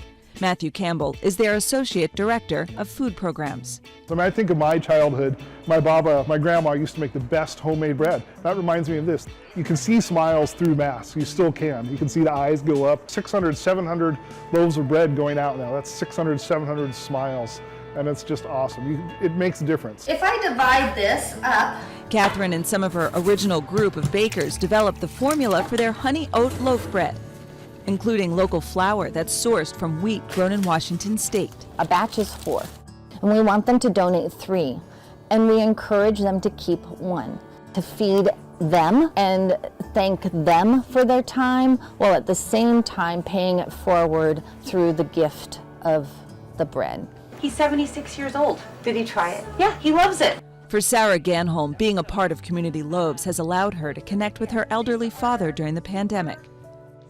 He's never made anything but chocolate chip cookies in his oven or a turkey. It just seemed like a natural thing for us to get on Zoom together and do this together. My dad now has bread, and now he's really proud of this new skill, and all of a sudden he's giving back to a community in a way that he's never done in his life. This dough already has a lot of development. Catherine didn't start baking bread until later in life, but she has fond childhood memories of watching her grandma Ruth bake bread and desserts. Sadly, her grandma, Ruth Wyson, passed away in August at the age of 105. So when I visited her this summer, this project was going, and she wasn't eating very much, but she would eat bread. And she said to me that if the project had existed when she was baking bread, that she would have loved to participate. For Thanksgiving last year, Community Loaves adapted their bread recipe to make special dinner rolls, and then they topped off 2020 with a bang, donating almost 4,000 pecan finger cookies for the winter holiday season, a favorite recipe of Catherine's grandma, Ruth. As for 2021, Catherine's greatest hope is that other cities can find a way to copy what Community Loaves has been doing in Seattle. It's restored my faith in the collective good that we can actually do. We can be more self-determined, even in the face of the pandemic. Today is now a podcast, available every morning. Listen wherever you get your podcasts. Is this an issue about guns, or is this an issue about social justice? This supply chain issue has been a problem for months. Do you concur that this is going to get worse before it gets better? The question is, are you now more open to packing the court? If it's Sunday, it's Meet the Press. Make the most of your day with Today in 30. We give you a mix of everything you love about our show in a mere 30 minutes. Watch Today in 30 on your schedule, streaming every day on Today All Day. What are you doing for teachers who feel that they're being stretched too thin? Did you understand how prevalent hunger was in your own community? The Meet the Press Chuck Toddcast, free wherever you get your podcasts. Nearly a dozen hours after the eye roared ashore. There is some late-breaking news. All right, it is.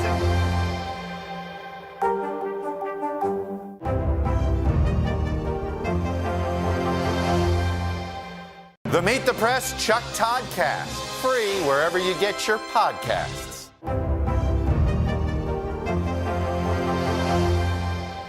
The Meet the Press Chuck Toddcast, free wherever you get your podcasts.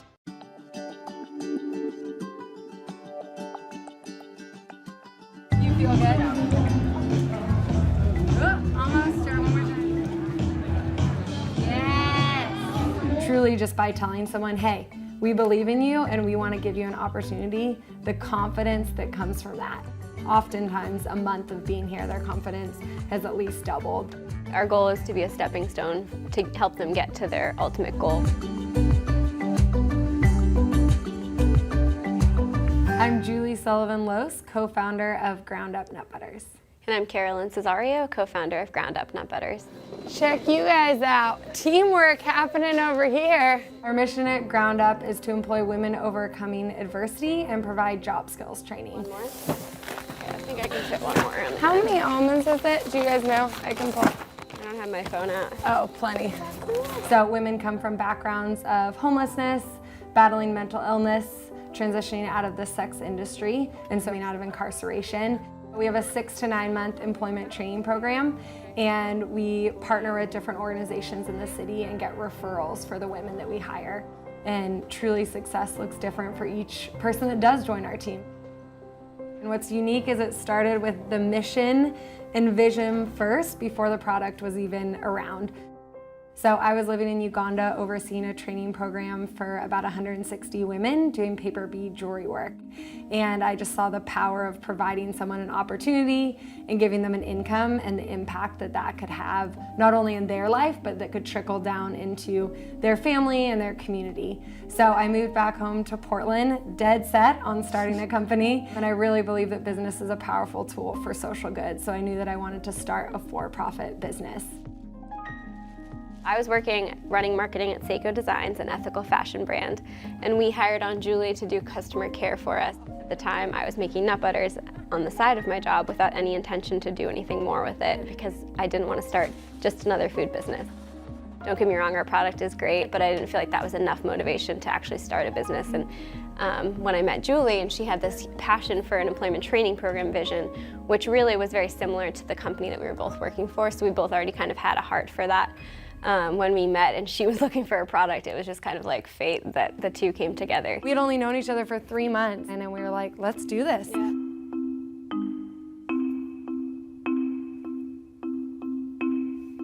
We really hit the ground running, and the two of us were very type A go-getters, so we were just I think it was March, and we were like, cool, by June we'll be in all the farmers markets in Portland, and we'll see how this goes.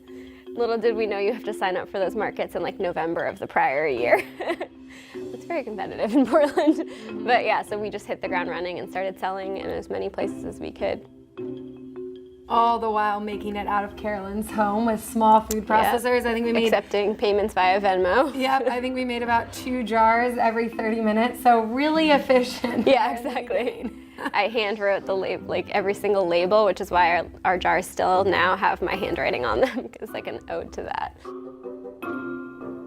All of our nut butters are peanut, dairy, and gluten-free, just sweetened with honey. We don't use any other added sugars or oils, so that's super different than a lot of products on the market that have added palm oil or sugars in them. You can pick up a label and be like, oh, I recognize every ingredient in this jar. We don't want to put anything on the market that we ourselves wouldn't be eating every day.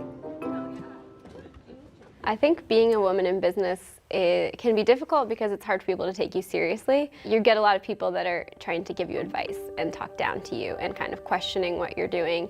And I think it was really hard in the beginning. Especially being like, you're crazy, you're gonna start a business, and also from the forefront, you're gonna start with a training program working with women overcoming adversity.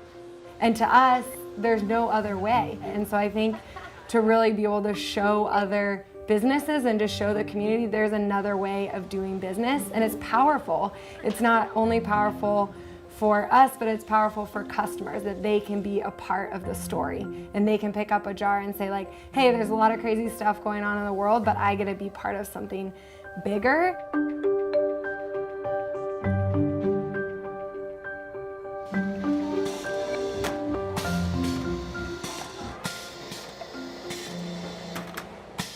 My name is Jamel Dawson, and I work for Ground Up PDX. I heard about Ground Up through Central City Concern. They're an agency that helps people with barriers for employment. Yeah, I do this till 5 o'clock. I love it. I lost my home in August of 2018. I was living from couch to couch, and I couldn't get a job, and I was in another lifestyle, and I just got tired of it, but I didn't know where to go. I didn't know what to do. Julie and Carolyn are encouraging, uplifting, and very positive. They give me hope. Every morning when I see them, they just make me smile because it's another day here. I help in the kitchen on Tuesday and Wednesdays. I help Phil. I'm pretty fast at it. I love it. This place has given me confidence because I was in a dark place last year. I didn't have any hope. This gave me confidence that I can do something different. And I'm looking forward to anything that comes after this. Oh, I didn't realize we had some over here. Yeah, I put some on that in for you and then some on this end. My name is Tiffany Christensen and I work for Ground Up. I'm the fulfillment supervisor and I'm a production assistant. So I mainly focus on online orders that are coming in. 2 days a week I get to help out in the kitchen and doing production. I love being in the kitchen. That's where I started. So anytime I can get back into the kitchen, I'm happy. Before I started working at Ground Up, I was living in a shelter for about 6 months. And the whole time I was trying to find employment, and I was also battling my mental health. It was hard, very, very hard.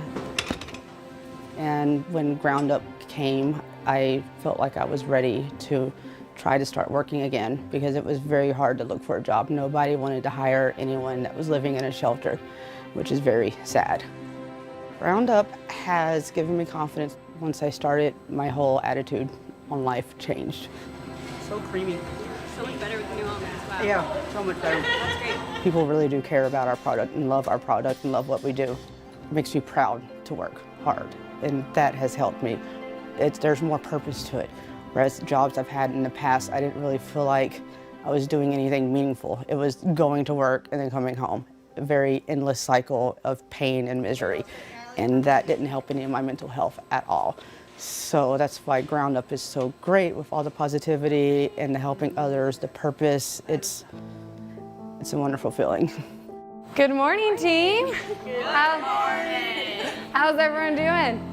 We're doing 5 batches of chunky, which we've already done 1, and we did some of the smooth as well, which... Julie and Carolyn are huge in my life, and there's nothing I can do or say that is ever going to be enough for my gratitude for them. I would love to be just half of what they are, their attitude, just to let us know that it's okay, everything's going to be all right. Life, there's mistakes, it's no big deal. Just learn from it and keep going. So I'm getting chills just talking about it. Sorry, it tears me up. Give me a second.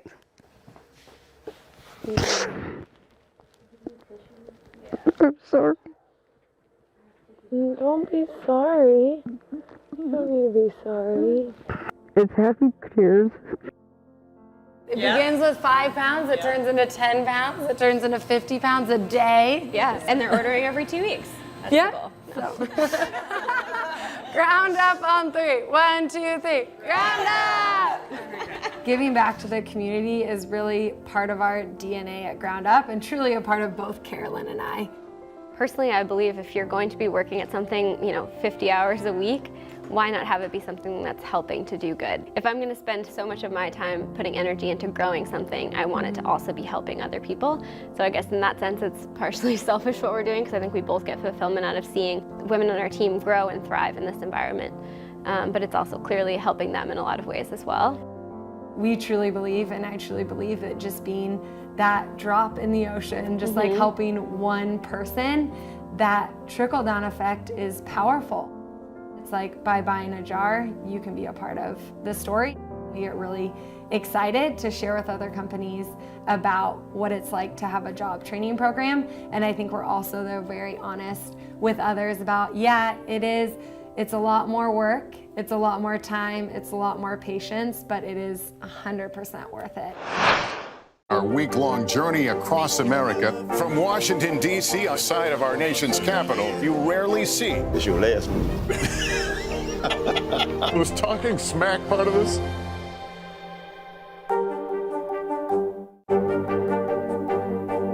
What are you doing for teachers who feel that they're being stretched too thin? Did you understand how prevalent hunger was in your own community? We began our cross-America journey tonight, St. Louis, Austin, here in Nashville. From Washington, D.C., the site of our nation's capital, you rarely see. It's your last move. Was talking smack part of this? What are you doing for teachers who feel that they're being stretched too thin? Did you understand how prevalent hunger was in your own community?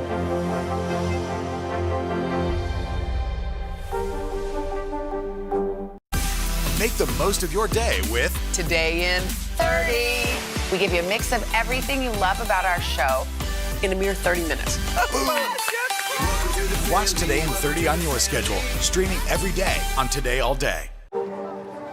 People really don't know what's going to happen. Really, a dozen hours after the eye roared ashore. More good people than bad people, I know, right? 5 seconds. 4, 3. There is some late-breaking news 4 hours into the Iowa caucuses by the Valerie Bertinelli.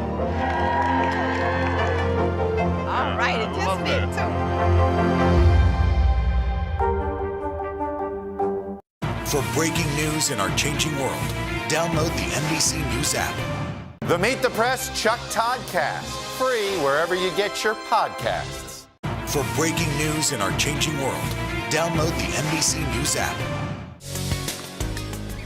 All right, we are back with Motivational Monday and a woman who may inspire us to lace up our running shoes. I'm so jazzed about this story. Ultra marathoner Myrna Valerio is on a mission not only to conquer daunting long-distance races, but to prove that being fit is not one size fits all. Take a look.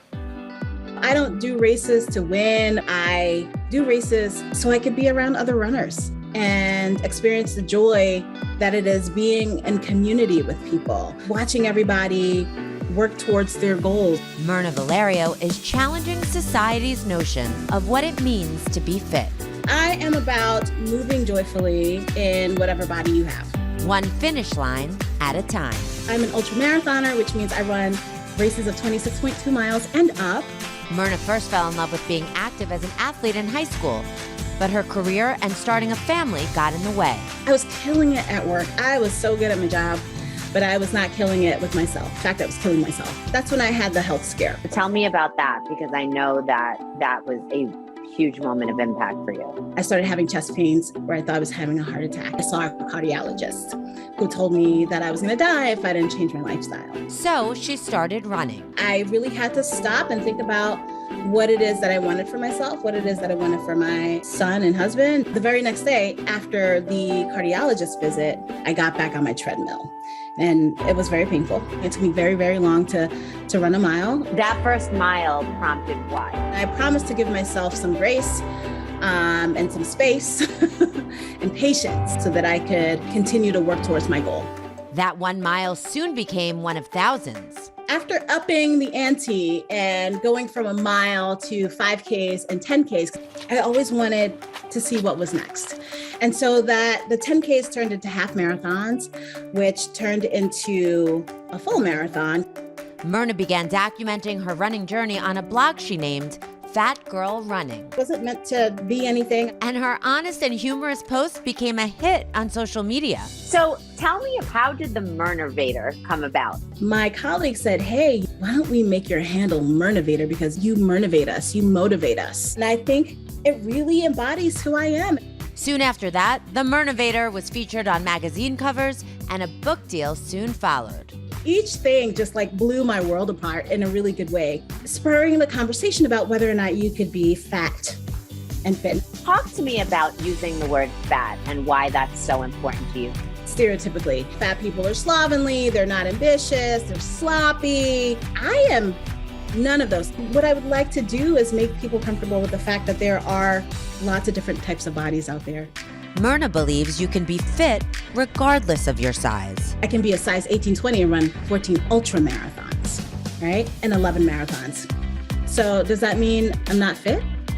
Being fat does not mean that you can't do these things. I mean, I am a living example of all of this. Has the most rewarding part of all of this been the people that you are motivating and so many people who you have touched with your journey? It is absolutely the most rewarding thing. They talk about people who are influencers. I think that's what it is in the real sense of the word. People who influence people positively because they see you doing it and they see you trying, and that's what I'm going to keep doing. The Myrna. And I mean, speaking about motivation, our producer, Nick, who did a great job on that, she motivated him to start running. And so she's touched so many people. And I love what she said about give yourself grace and space and patience. Like, it's so important to put that in. And of course, before you embark on a fitness journey of your own, whatever it may be, of course, check with your doctor to see what your body can handle. But just the idea, just getting started, and you're not going to blow anything out of the water, but just that first step is what's most important. Toughest part, but once you get through that, right? In anything in life, right? It's just that first step. Like when people are cleansing their closet, I'm like, just start with one drawer. Like anything is just that first step. So, Myrna Vader. Yes. For breaking news in our changing world, download the NBC News app. Make the most of your day with Today in 30. We give you a mix of everything you love about our show in a mere 30 minutes.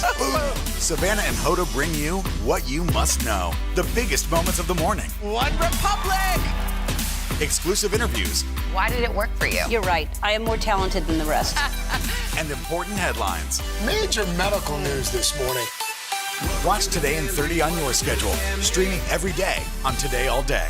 We began our Across America journey tonight, St. Louis, Austin, here in Nashville. From Washington, D.C., the site of our nation's capital, you rarely see. It's your last one. Was talking smack part of this? What are you doing for teachers who feel that they're being stretched too thin? Did you understand how prevalent hunger was in your own community?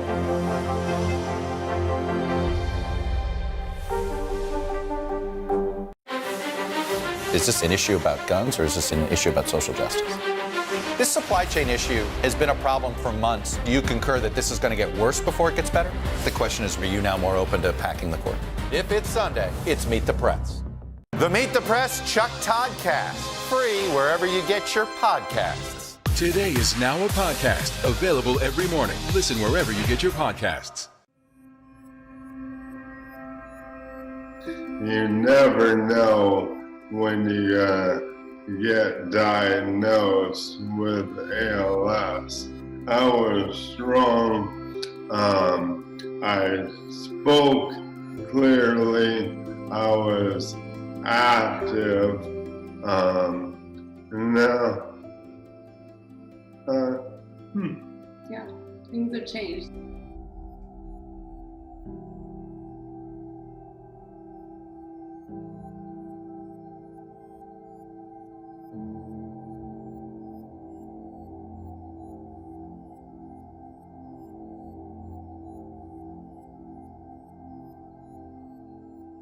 I'm letting everyone know that I was diagnosed with ALS approximately a month and a half ago. The last thing I want is for you to feel sorry for me. I feel great, and I am going to fight through this with a smile on my face. I was dealt these cards, and I'm going to play them the very best I can. When I was diagnosed, I'm by no means an artist, but when I did paint, it was very therapeutic for me. Once I got my bearings together and said there's nothing I could do about it, I decided to take a positive approach and form an organization to help others. When your health changes, your mind, everything about you changes, and just the way you look at life and the way you want to help others in the way that was the biggest thing with Paint for a Cure is what we've enjoyed most is our family, and we want others to not think about having to pay their mortgage when they have ALS, to really be able to enjoy their family and their time together. And that's really what Paint for a Cure stands for. Don't be afraid to use plenty of paint on your brush. And if you need more, squirt more out. But while you're working on the paint scene, I wanted to introduce Harriet.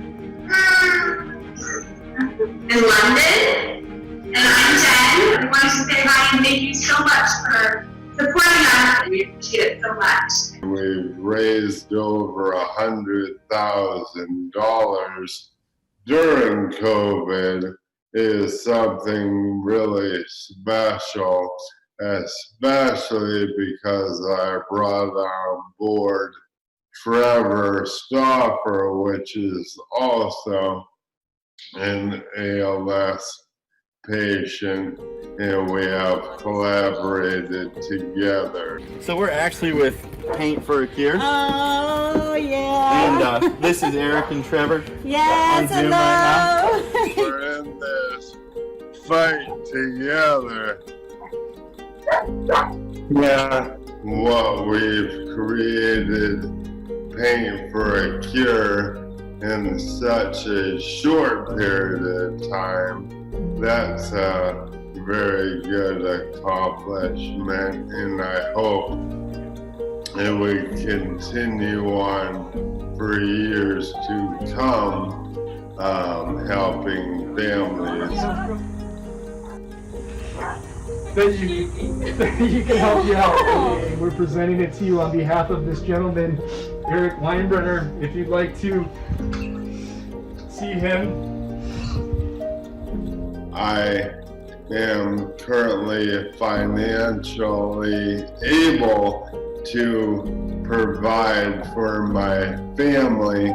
Unfortunately, that's not the case for everybody. The biggest thing that I'm scared about is not being here for my For the family. I mean, it's not what's to come with his health, it's not being here and watching his kids grow up, or, you know, growing old together.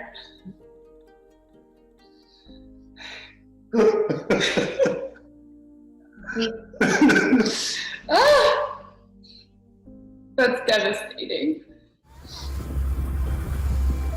It's almost, you go through the loss before you realize the gain that you have, and the time that you really do have together is just so much more important. We've found as a family, so we don't take that for granted anymore because of this diagnosis, and knowing how every minute is so important.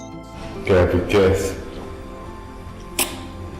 there are a lot of struggles in life, especially right now, but you know what? Things always turn around. They might be bad now, but if you have a positive mindset and if you work hard and you really set your mind to something, you will conquer that.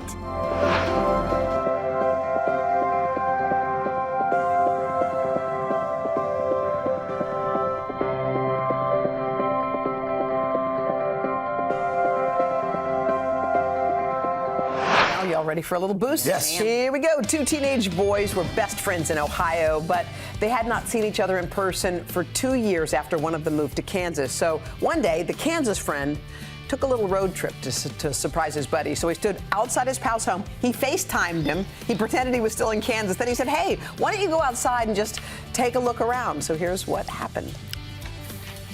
Oh my God! Oh my gosh. Okay, these two first met in middle school. One of them had no place to sit in the cafeteria. The other one said, hey, come sit with us. And the rest is history. I love that. Beautiful.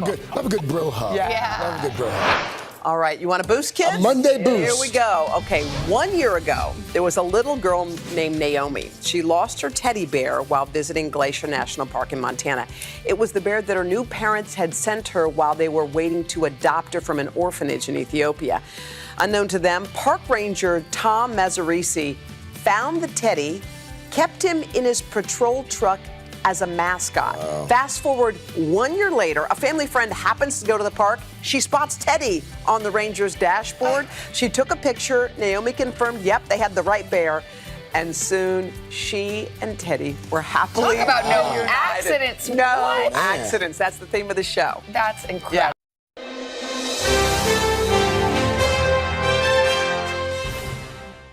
There is a show that is about to enter its final season. And I know you're bummed, because we're all bummed. But This Is Us, when it started, it came in like a rocket ship. It was exactly what the country needed at the exact right time. Nothing captivated a nation. No television show had captivated a nation like This Is Us. This Is Us brought us back to ourselves. It made us cry. It made us laugh. It made us feel things. It made us take our tough exterior and like peel it away. We watched people be brave. We thought, man, I wonder if I could be brave like them. It's a beautiful show. It's in its 6th season, and we are so fortunate to have the entire cast. And joining us in this early moment of the show, and we're going to have the whole cast on, so don't worry. If you don't hear your favorite character right away, they're here somewhere. I've got Miss Mandy Moore, who's joining us. I've got Milo Ventimiglia, who's joining us. He's out there. And I think John Fuertes is, but there's John. And I think Milo's going to pop on. Hi, guys. How are you? Hi. Good. How are you? Hey, Hoda. How are you? Okay. I got to say, I mean, look, goodbyes are hard. And they're real hard for the viewer. Okay. So Mandy, as someone who's been on this show from its inception and watched this crazy rocket ship take off to outer space, I mean, how does it feel in this moment to realize we're finally here at the end? Very bittersweet. I feel like our emotions sort of echo, hopefully, what the audience's emotions or what they're going through right now. I mean, we all are a family, and we have been from the very beginning. It's the best job I've ever had. And I love these people so truly, so deeply. I love the work. It's going to be a big change. I love how when you Google This Is Us, it gives you a lot of like, all the theories. Like you guys know, on Reddit, I don't know where, but there are a million theories on why were you sitting like that? Why were you leaning in like that? Why weren't you in that scene? What happened in that scene? This is a microscope. People are picking things apart. Are they, Milo, are they right? Are you noticing that the viewers are predicting pretty well? Predicting what's coming? Yeah. I haven't paid too much attention to it. Oh. I haven't. We're in the thick of it. We're in the middle of the season. We're eyes in versus looking out and wondering what's going on, popping our heads out of the hole that we're in. Not a hole, a bad hole. It's a great hole. But yeah, I'm sure there's a lot to be read into. Mm-hmm. There's a lot that people can look into. But what I also know is there's a lot of nuance from a talented group of people that just kind of happens. Mm-hmm. And it may feel very familiar to someone watching the show. And I think that's just a wonderful coincidence, because when you have wonderful scripts and you have wonderful actors, top to bottom, this cast is amazing. Like the one, kind of sad moment for me in this whole process is I don't get to truly work with everybody as much as I would have liked to. Mm-hmm. But you have such a cast, such a writing staff, a crew, and these little moments are just magic, and they happen. I think they feel very familiar to what we experience in life. And I'm grateful, and I think it's wonderful. But Hoda, to piggyback on that, things are very intentional. Like our writers and Dan Fogelman, our creator, like things are done with a real purpose. And so I think if people are reading into them, they're right to do that, because I think there are little clues in a way that are sprinkled throughout the entirety of the series. And it's not to fool anybody. It's just what I love is this analogy of we're telling the story of this family. It's just out of order. It's like putting in, old home videos just completely out of sequence. You're not seeing them sort of, contiguously. So it is all very intentional, though. Does it impact your life? I feel like we learn life lessons when we watch it, and we have brave conversations that maybe we wouldn't have had, but you watch someone have one and you're like, wow, I could do that, man. Let me try that. Has it impacted at all how you live? Yeah.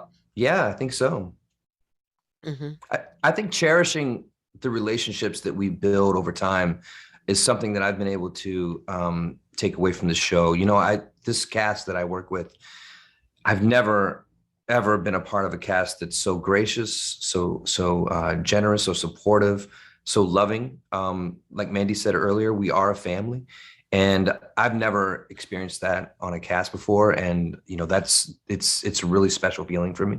And it takes, it definitely translates into the relationships that I have outside of the show, and making sure that I cherish those and put work into those like I want to with this cast. Well, you guys, I don't like to discuss the end of anything, only because it's going to be painful for a lot of people watching, but you guys are incredible. We're going to bring on some of your other castmates. We'll take a little quick break.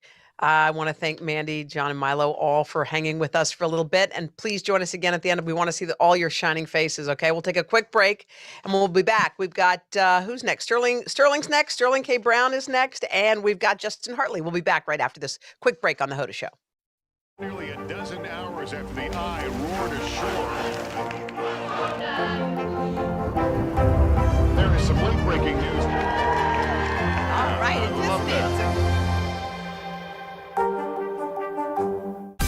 Make the most of your day with Today in 30. We give you a mix of everything you love about our show in a mere 30 minutes. Watch Today in 30 on your schedule, streaming every day on Today All Day. What are you doing for teachers who feel that they're being stretched too thin? Did you understand how prevalent hunger was in your own community?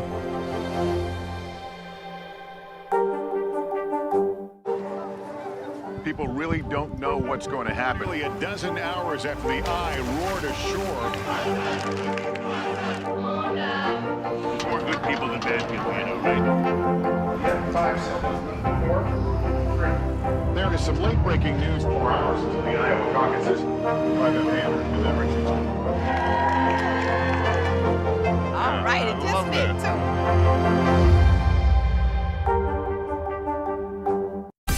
Make the most of your day with Today in 30. We give you a mix of everything you love about our show in a mere 30 minutes. Watch Today in 30 on your schedule, streaming every day on Today All Day. Welcome back. We're back to The Hoda Show. We've got Sterling K. Brown and Justin Hartley. Now, we just did a whole segment on the Today Show about work friends and then friends. There are work friends and then there are friends. Y'all are not just work friends. Y'all are friends. Am I right? This is my brother from my Mandy mother here. I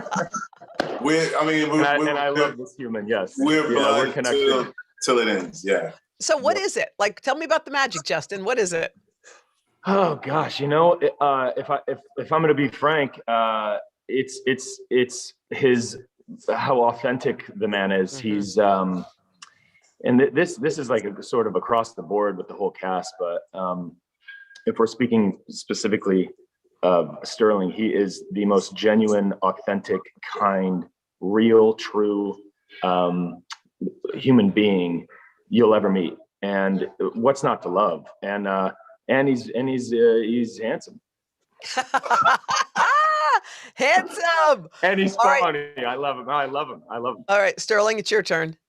As they say in the streets, Hoda, game recognized game. Like in order to see something in somebody else, you gotta be that thing yourself.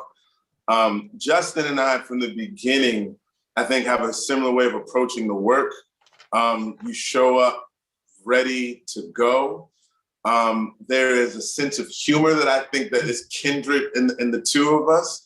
And we're both open people, meaning like if he asks me a question, like I answer it, and if I ask him a question, he answers it. And I think we were able to just come close very quickly because we're both open people, like foibles and all. It can be good, bad, or ugly, but we're not afraid to share with each other. And so that's what I love about my brother.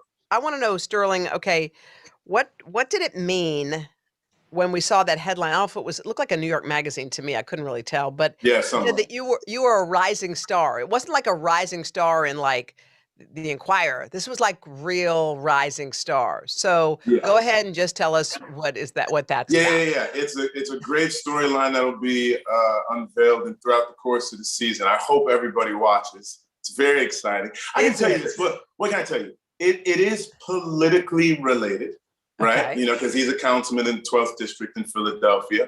I think Dan has had like this idea for a while that he's been planting the seeds for. And I hope that people find it fulfilling. I can't tell you everything. You know what? I know By the way, this show's been so wildly popular because y'all are steel traps. Because no matter what we do, nobody says anything, and we all wait and we look for our little clues, like we always do. What did that mean? Why did Justin look like that? Why was Sterling doing that? Like we played that game. Justin, what was that line that you were saying in the mirror just before the wedding? What was that? Do you remember? It was before the wedding. Which wedding? It ended up being Chrissy's wedding, but in the mirror, I think. I wish I could tell you that, but what happens is with when you're on a show is you get Sterling knows it. No, I don't. I'm trying to remember it too because it was a bit of a misdirect. It was something. Wasn't it something from a movie? Yeah, well, it was from Princess Bride.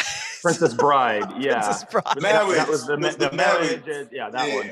Yeah. But there was something else. You're right, where it was a little bit of a misdirect. You were trying to fake us out, but we were kind of bumming about your love life. Well, look, I mean, here's the deal. The guy, he's been through a few things, and he's gonna find I hope he finds a perfect spot for his heart, and I think he will. He's a good man. He's if he was real, he would be next to Sterling. He'd be my best friend. He's a great guy. I love Kevin, and I think he's gonna find his way. I think Kevin's. Oh, sorry. Hold on. I was just gonna say Kevin's arc, I think, has been one of the most interesting ones for me to watch. He's always sort of judged, and people see him as being sort of self-absorbed and self-centered, et cetera. But he's actually quite kind and quite giving. Like even his relationship with Randall, they'll go from moments of being magnets that repel each other, and then he's the person who's there for his brother. Whether it was when he was having his panic attack back in the day when he wanted the Jordans. And he lied about the Jordans. He's like, dude, just sign the thing and go. Like, what are you tripping off of? He is actually quite nurturing, even though his facade seems distant. Why do you think he had trouble finding love? Why did your character have trouble? Gosh, I mean, I think it's timing, and if he wasn't ready, he and I are similar in certain ways, and then so different in other ways. I think I grew up, just a sort of little keyhole look into my life. I grew up quick, like really fast, really young. I matured early mentally. I think that Kevin, I think it took him some time, to be honest with you. And I think we've seen him sort of mature through the past, 5-6 seasons, to go from sort of like a guy in a room who is uncomfortable in his own skin to someone who walks in and kind of knows who he is, and for better or worse. And I think that's where we're sort of finding him. So how on earth do you say goodbye to something so good? How do you even begin to do that? I think that the privilege of having something come along in your life that you will miss is something to think about. A lot of people don't get that, and we all have that. And the privilege of having something come along that you will truly miss. I will keep in contact with every single person, whether they like it or not. But I will miss the capacity in which we are a family right now, and that we're working together and all that, for sure. Yes. Sterling. It's more like a ta-ta for now. It's not like gone forever, because these people are such a part of my life. Whether or not the story gets to continue, you grieve that. Like it's been a beautiful story in a time in which the world and the country has been greatly divided. It seems like it was something that was able to bring people together. And I truly cherish that. On a more cosmic meta level, I believe when God closes one door, something else will be available for you that is for you. And so I look forward to what the universe has in store next. But once I get to like the last month, the last couple episodes, and you have like the last scene with so-and-so, the last scene with your children, when those things start to happen, like I was just watching the Harry Potter reunion, and me and my wife last night, I was like, they've grown up so much. Like I'm sure it'll feel the same way. When I watch my kids and when I see the young versions of us, Justin, like Niles and Logan and Hannah, it's like you've had the privilege of watching young children become young adults. When I see the people who play Lyric and Eris and Faith, who play my 3 children on the show, they were babies. Yeah. Now they're young ladies. Yeah. It's such a privilege that like I carry that warm thing with me forever. And in that regard, it'll never be over. Yeah. Well, we love y'all. We're going to take a little break. We're going to bring in Chrissy Metz and Chris Sullivan. We got the whole cast of This Is Us as we kick off final season number 6 of what is arguably one of the best shows on television for the last 6 seasons. We'll be back on the Hoda Show right after this. We began our cross-America journey tonight, St. Louis, Austin, here in Nashville. From Washington, D.C., the site of our nation's capital, you rarely see. It's your last one. Was talking smack part of this? What are you doing for teachers who feel that they're being stretched too thin? Did you understand how prevalent hunger was in your own community?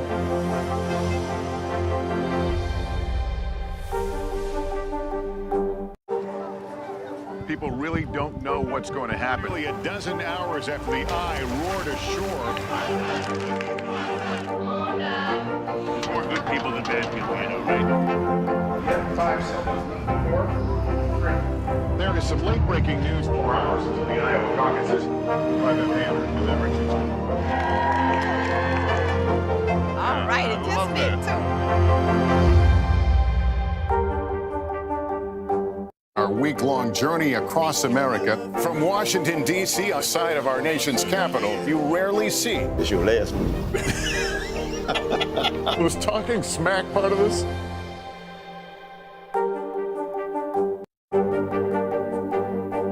What are you doing for teachers who feel that they're being stretched too thin? Did you understand how prevalent hunger was in your own community?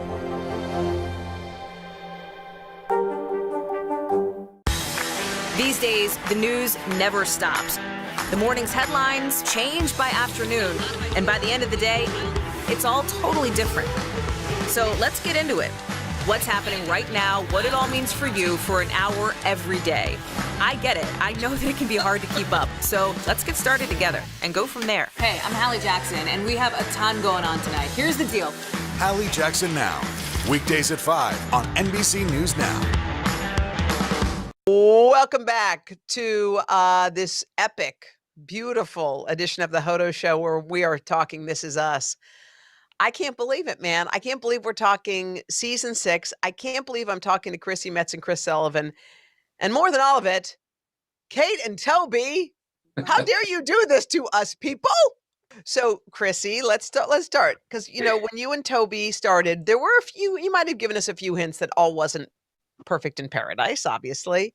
Right. But what's it like to approach this final season knowing that it's not the two of you trying to make it work? Honestly, it's difficult. As an actor, I'm like, oh my gosh, there's, you know, the new guy in town. And I'm like, but I feel like even as Chrissy, I'm like, where's my Chris? You know, like, where's my Chris Sullivan, who has just held my hand throughout the whole series? And so it's really hard for me because I know that I'm going to be missing him. So I'm already missing him, even though he's in, you know, the present moment. And, you know, you feel gross. You're like, oh my gosh. But what, of course, we're going to come to find out, of course, through the story is that, you know, people impact our lives and change our lives. And whether they're for a reason, a season, or a lifetime, Kate and Toby will always have each other in their lives. And that's what's really beautiful about relationships, even if they're not each other's forever person. But it's, I know, a tough pill to swallow, even for me, even for the actors. So I'm sorry. I'm sorry. I think they are trying. They're trying very hard. And I think that you know, Dan and the writers have kind of made this agreement with the audience that we're going to investigate every aspect of relationship in this. And just because things, like you were saying, Chrissy, that there's a season. Just because things don't last forever doesn't mean they don't work out. You know, you can sometimes it's just not the right time and the right place and the right people. And you have to evolve and move forward, or everybody just kind of sinks to the bottom. We've been reflecting on this show and its impact. And for you guys, can you just tell us what it feels like to be on this set? Because peeking in, watching the show feels really warm and fuzzy for us. But what is it like for you guys to work together? Because we talked about there are work friends and then there are friends. I feel like you all are all friends for real.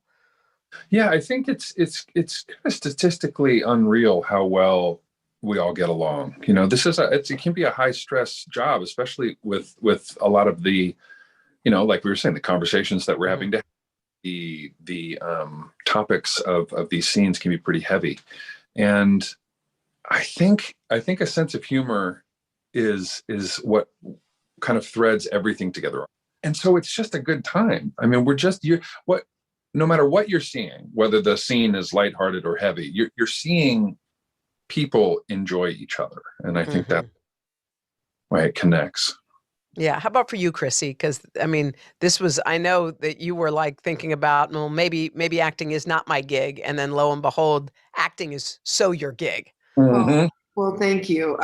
And like I said, Chris really did hold my hand. I'll never forget the first episode. I was like, I don't know what I'm doing. He's like, yeah, you do. I'm like, no, I don't know. And he's like, yeah, you do. And it always, don't make me get emotional. It always warms my heart when I think about it, because I'm just so grateful. And that's how everybody in the cast has been. You know, like I am the new girl in school and I haven't had, you know, years of experience and a huge long resume. But I never felt like I was an outcast. And it's just been such a surprise and like, you know, something I was going to give up on. And so I'm like, what? And it completely changed my life in every single way. And I could not be more grateful and, you know, more emotional about it. And that's just who I am. But literally they are the funniest people.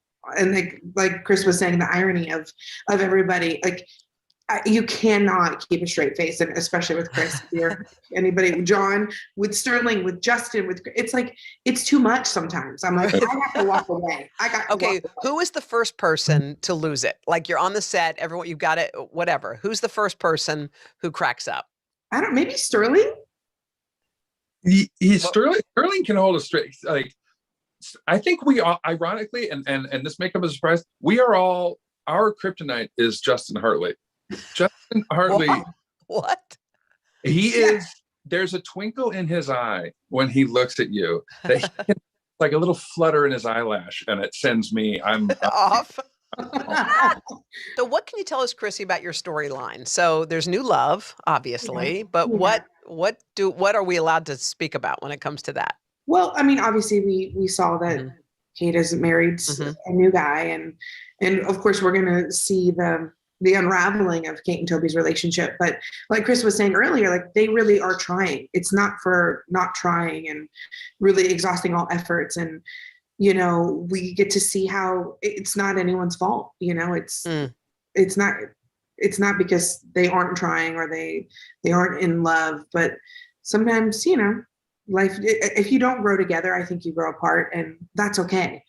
But we're gonna see that, and obviously Kate and Rebecca's relationship is stronger than ever, and that's what makes it even more difficult to watch, because we see her decline. So there's a lot going on. We're gonna take a quick break, bring the whole cast back, just do a little quick round robin. We're back with the cast of This Is Us on the Hoda Show coming up right after this. Make the most of your day with Today in 30. We give you a mix of everything you love about our show in a mere 30 minutes. Watch Today in 30 on your schedule, streaming every day on Today All Day. Our week-long journey across America. From Washington, D.C., outside of our nation's capital, you rarely see. It's your last one. Was talking smack part of this? These days, the news never stops. The morning's headlines change by afternoon, and by the end of the day, it's all totally different. So let's get into it. What's happening right now, what it all means for you for an hour every day. I get it. I know that it can be hard to keep up. So let's get started together and go from there. Hey, I'm Hallie Jackson, and we have a ton going on tonight. Here's the deal. Hallie Jackson Now, weekdays at 5 on NBC News Now. People really don't know what's going to happen. Nearly a dozen hours after the Eye roared ashore. More good people than bad people, I know, right? Yeah, 5 seconds. 4, 3. There is some late-breaking news 4 hours into the Iowa caucuses. Private Hammers delivering. All right, it just me too. Welcome back, everybody, to the Hoda Show. I'm with the cast of This Is Us. You know how we talked about earlier, there are work friends and friend friends? I'm looking at friends. I'm looking at friends that are going to be together for the long haul. This is season 6. It's going to be wrapping up at the end of this season, but I know that we're going to have a revisit. I think it was Sterling who pointed out when the Harry Potter cast came back together, they were all blubbering. And so that's what's going to happen with y'all. Y'all are going to be back together many years from now. We'll be watching you on an NBC special and you'll be hugging and loving and we'll all be remembering what a beautiful, beautiful show you had. So I'm going to ask a couple of quick questions. Okay, I want to know, just raise or say the name of the person who this applies to. Who is the most likely to laugh during a scene? Chris Sullivan. Chris Sullivan.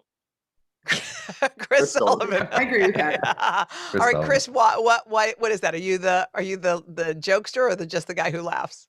I try not to waste anybody's time. I try to keep it moving, but I really try to be connected to like ravenous joy. Who is most likely to cry on the set?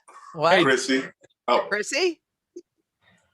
Chrissy's most likely to? Okay. Yeah, I think so, right, Chrissy? Or maybe Sterling, you might be. We're close. I mean, we're related to each other, so it happens that way. That's right. I would say it's like Mandy, Chrissy, Sterling are all in a group together. That's all right. Yeah. Most likely to sing on the set. Ooh. A lot of us. I mean, Chris sings. Chrissy sings. Mandy surprisingly doesn't sing. What? That much. No. What? Why? Mandy. No way. Mandy never does. I'm like, she's so focused, and I'm like, I know. What is she gonna sing for us?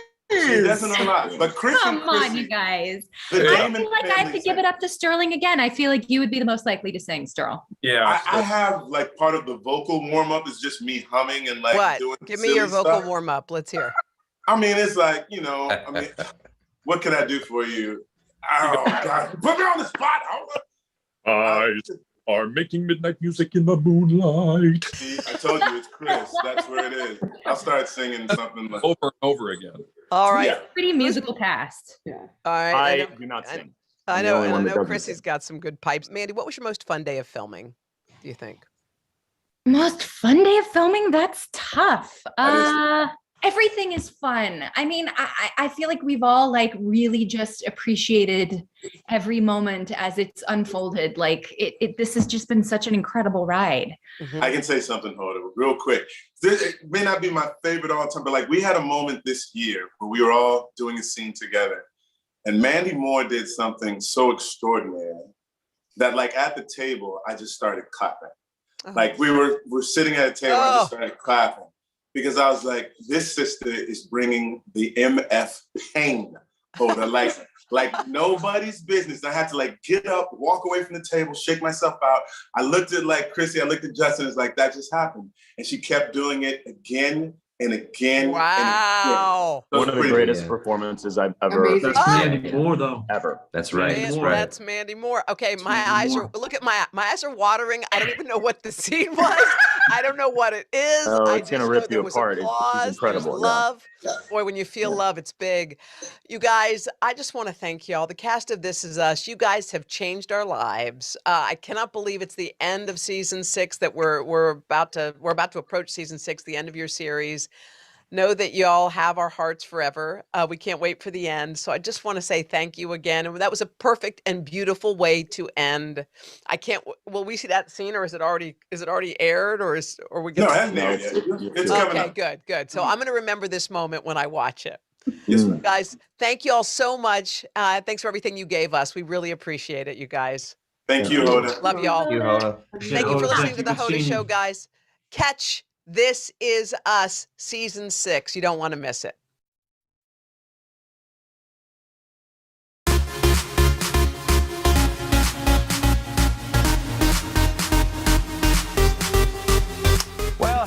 everybody. We're so glad that you are spending your week with us right here on Popstar Plus. On the show today, we've got our friend Kenan Thompson. We're going to be checking in with the newly revealed U.S. Olympic figure skating team. Plus, we're remembering the life and legacy of Bob Saget.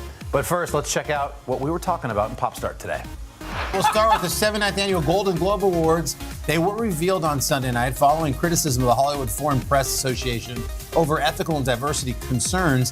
The 90-minute ceremony was not broadcast or live streamed. Instead, winners were just announced from the HFPA's Twitter account. Taking home the title for Best Drama, here we go, was Western thriller The Power of the Dog, starring Benedict Cumberbatch, Kristen Dunst, and Jesse Plemons. The Netflix movie also winning in the directing and supporting actor categories. Steven Spielberg's take on the beloved classic West Side Story earned the prize for Best Musical or Comedy, with newcomer Rachel Zegler and co-star Ariana DeBose taking the acting titles in that category. That's pretty cool. As for dramas, biopics swept the competition. Nicole Kidman wins for her work as Lucille Ball in Amazon Studios' Being the Ricardos, and Will Smith named Best Actor for his portrayal of Venus and Serena Williams' father in King Richard. Now in television, HBO landed two of the top spots, Succession and Hacks, named Best Series in Drama and Comedy. Congratulations to all the winners of the Golden Globes. Next up, we've got the Royals. The Queen's Platinum Jubilee is bringing a whole new meaning to Great British Bake Off, the palace announcing that they're going to be holding a baking competition in honor of Her Royal Highness's 70th year on the throne to find the perfect platinum pudding recipe. The contest is open to all Brits over the age of 8. 5 lucky finalists are going to get to present their dishes to a panel of all-star judges that include former Great British Bake Off judge Mary Berry, Master Chefs Monica Galletti, and Buckingham Palace current head chef Mark Flanagan. The winner's recipe is going to be served during the Jubilee celebrations. Plus, it'll be made available to the public in case you are interested in feasting like a royal. So no pressure, but on your marks, get set, bake. Next up, Bel Air. We've got an exclusive first look at the upcoming series based on Will Smith's hit 90s sitcom, The Fresh Prince. The new show is set to be a dramatic reimagining of Will's journey from Philly to Bel Air, and the trailer gives a peek at newcomer Jabari Banks as he steps into Will Smith's former role. And for the first time, we're going to meet the cast playing his upper-class California family. Here's a look. Yo, Uncle Phil! I'm glad you're safe. We'll talk later. Yo, is this really baby Ashley? You're a long way from home, Mom. Oh, Tim, how you been? You know, thriving. I hope one day we can talk about why you're really here. That is not the Fresh Prince I grew up with. I like it, though. That's Nas in the soundtrack, a little dark. What's going on there? You know it's going to be good because they're airing this. There's going to be 3 episodes of. It's called Bel Air. It's going to premiere on Super Bowl Sunday. Wow. Which that means it's good. That's February 13th, of course, on Peacock. Next up, Uncle Al, The Honeymooners, a reboot of the sitcom classic, is in the works. Deadline reporting that CBS is set to bring back Jackie Gleason's beloved series, this time with a female-focused cast. The new show will center around a husband and wife, Alex and Ruth, as they try to make their marriage equal in every way. No cast attached yet to the project. We do know that actor and writer Damon Wayans Jr. is set to produce alongside Blackish writer Lindsay Shockley. One of the things about that show is a lot of folks don't realize it wasn't on the air very long. Oh, no. It was only like 2 seasons. Wow. Yeah. There's just like 39 episodes. Wow. Original. Well, hopefully the reboot gets more episode love than that. Finally, Blue Ivy Carter, celebrity kids, man, they grow up so fast. Take a look at little Blue Ivy now. Oh, this is the picture with her grandma. That's Tina Knowles, Beyonce's mom, Tina Knowles Lawson. Right? She's taller than me. Yeah, they're like the same height. Oh, shut up. Tina sharing this post for Blue's 10th birthday, writing, Wow. Blue gives the best advice like a grown person. I sometimes forget that she's so young. God bless me the day you were born. Happy birthday. Blue is big sister, of course, to Beyonce and Jay-Z's younger twins, Rumi and Sir Carter. We're wishing her a big happy 10th birthday as well. Can you imagine the haul that Blue Ivy got at Christmas? A birthday, a big one, a 10th birthday. Wow. All right, let's get to a few more items. After all, it is Popstar Plus. First up, John Travolta, the Grease actor, is one proud dad. Travolta hopping on Instagram over the weekend to share a preview of his daughter Ella's new single. It's called Dizzy, and the sweet video shows Ella working hard in the studio and singing the track alongside her proud papa. Here's a peek. Dizzy when you're with me, then it's okay. Love you anyway. Oh, I've got 3 girls, so dad goals right there. So sweet to see her following her dad's footsteps. Ella Blue's single. It's called Dizzy. As I mentioned, it is out now.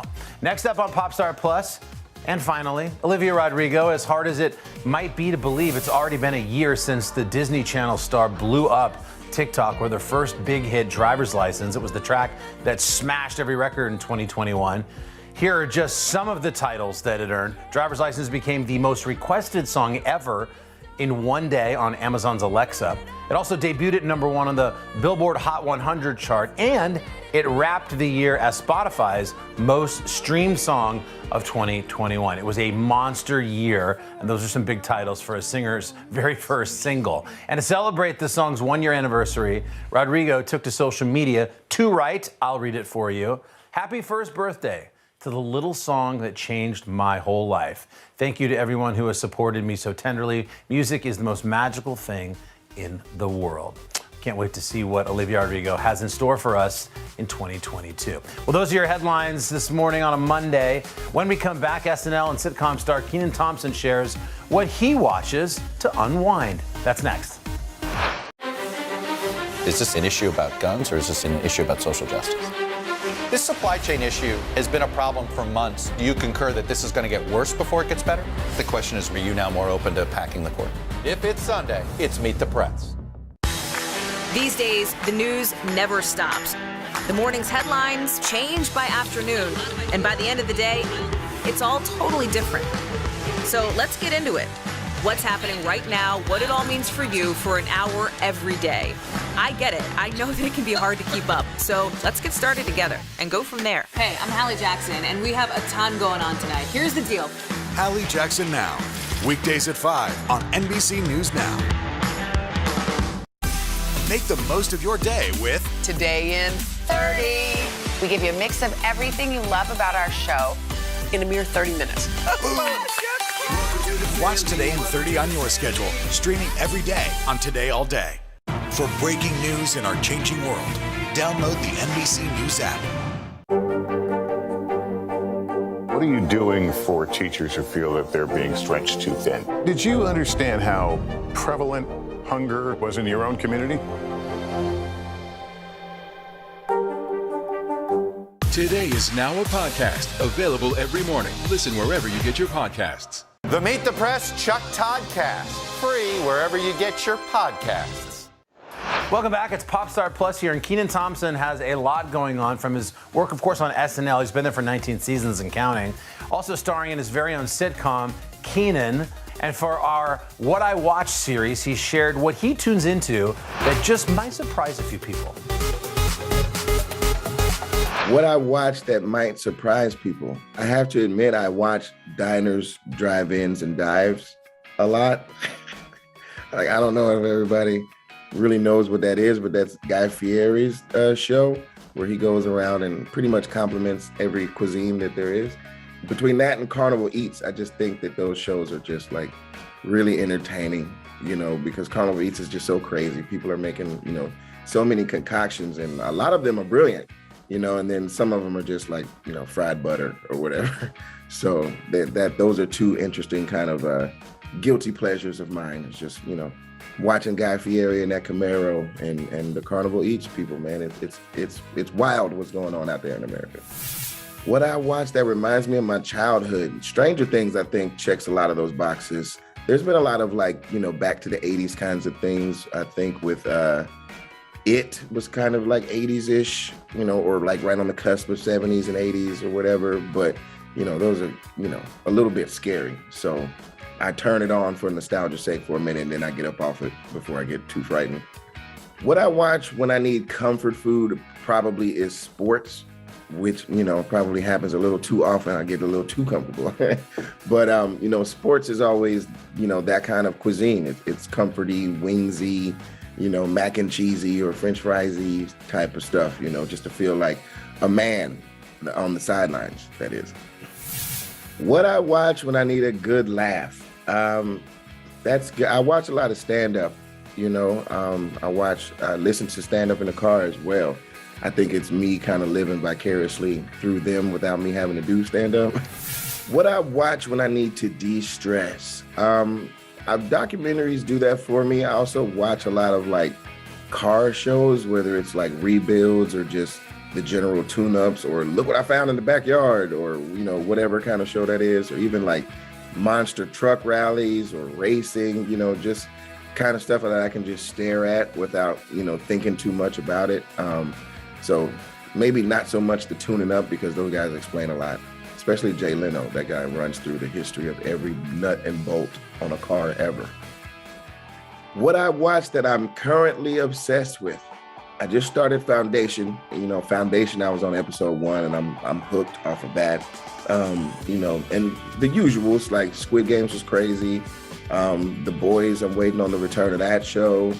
Ray Donovan's got a movie coming out, so I'm watching the marathon of that. You know, I'm trying to catch, you know, as much TV as I can in between juggling life, basically. Our next prisoner is Wallace Redding. Mr. Redding, we see by your file you've served 40 years of a life sentence. That's right, sir.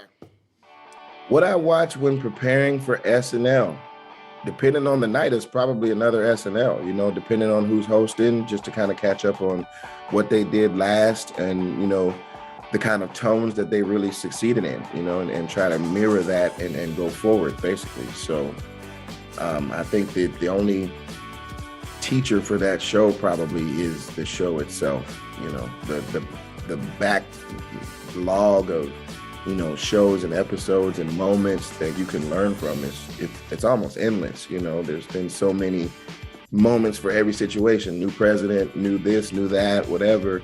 You know, someone's, you know, been in those shoes before. So it's nice to go back and look at how they handled it and then try to compare to like what we're about to do and see if you can just match the enthusiasm, the funny, you know, the laughter and all of that. Because at the end of the day, it's all about presenting something that the world can relax and laugh, you know, about or into. So yeah, that's an interesting one.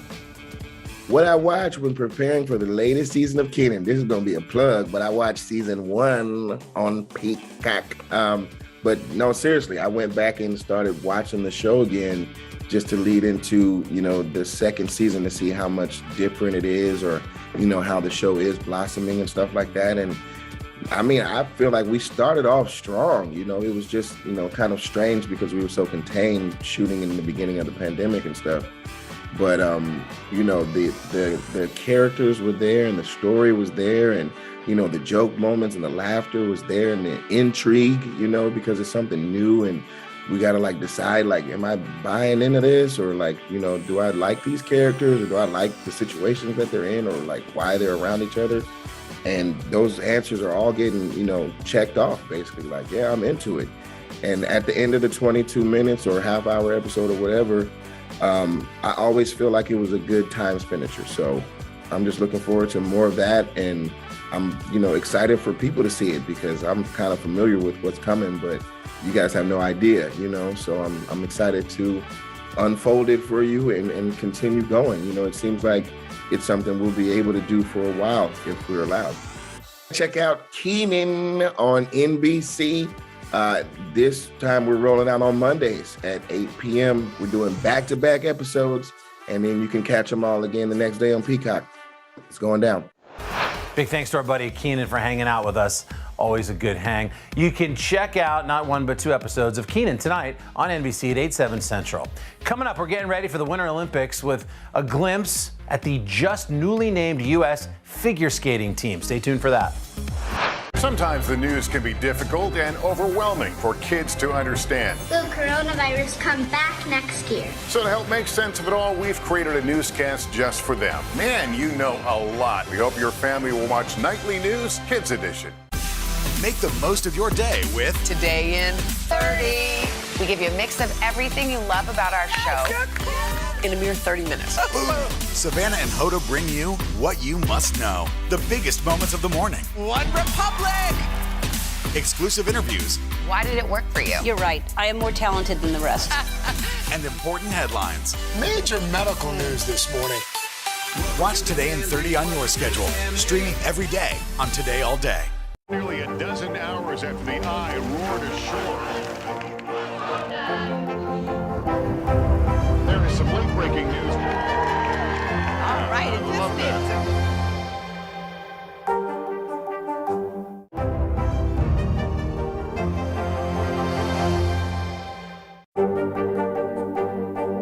What are you doing for teachers who feel that they're being stretched too thin? Did you understand how prevalent hunger was in your own community?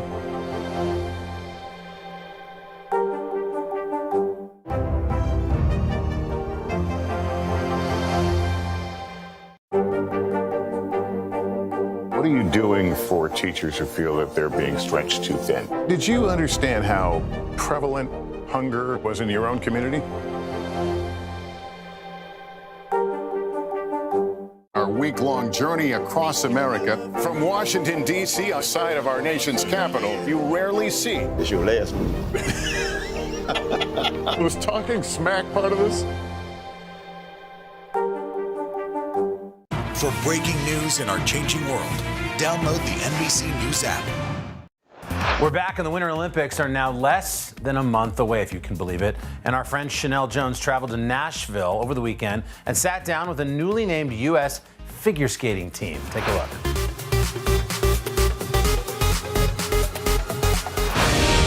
Team USA. Is he superhuman? Reaching the pinnacle of their sport. When it counts. Ready to take the world stage. On the women's team, 16-year-old Alyssa Liu, America's standout female skater, testing positive for COVID in the middle of competition, still earning an Olympic spot, telling Today she's feeling fine and sending this message. It's seriously a dream come true, and I'm so happy and I'm so honored. And 25-year-old Mariah Bell, making history the moment her skates hit the ice. She's the oldest U.S. women's Olympic figure skater to compete in nearly a century. It means a lot because it's something that I've been working for a really long time. And back on Team USA, 22-year-old Karen Chen. She competed in the 2018 Games but never medaled. And on the men's team, all eyes are on 22-year-old Nathan Chen, America's great hope for gold in Beijing. Chen, a heavy favorite in Pyeongchang, disappointed. Wow. Since then, he's come roaring back with a nearly 4-year winning streak since the last Games, breaking his own scoring record and winning his 6th consecutive national title. He has pushed the limit of what's possible.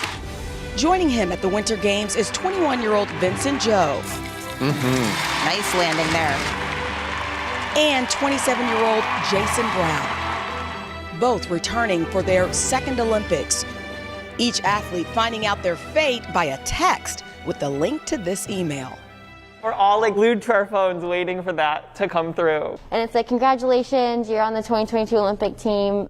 That message punching their tickets to Beijing. You're making history, you're 25 years old. How do you wrap your mind around it? It's absolutely just a number. If you have a dream and you're dedicated to it and you're working towards it, there doesn't have to be an expiration date. I feel like I'm not even in my prime. You know, I'm working to get there, and I'm really excited to be the first woman in so long to be going. How does that feel for you when you've trained for years and years and you're able to meet the moment? I wanted to be on the Olympic team so bad. I almost didn't want to think about it too much before I got here because it would make me cry. I wanted it so bad. Karen, you're also making history. First women's single skater to compete in back-to-back Olympics in 15 years. After the Pyeongchang Games, I know you took a break because of an injury and you almost considered retiring. How do you clear your mind knowing everything that you've been through? I did think about stepping away from the sport, but for some reason, under all of that stress, I guess, I had clarity, and I just realized how much I love skating. Please welcome Nathan Chen. Nathan, it's so amazing. This is the first time I've had the experience of sitting ringside. What does it feel like when people are cheering for you, but then everything stops, the music starts, and all eyes are on you? It's incredible. Nathan Chen at 10 years old. All the figure skaters have been doing it since they were kids. It's amazing to feel that all your work is like culminating to this one moment. We've all worked really hard to be where we are, and so to have opportunities like this to show what we have been working on is pretty powerful. What about when you go up for these jumps? What goes through your mind? When it comes to competition, it's kind of like, just go for it, you know? And I think at that point, we just have to try to trust our body, trust our instincts to make the jump happen.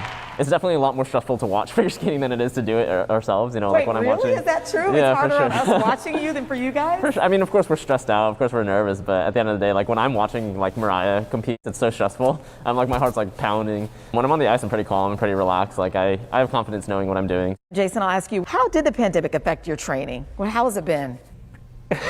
It's been really difficult, to be completely honest, and just trying to be as adaptable as possible.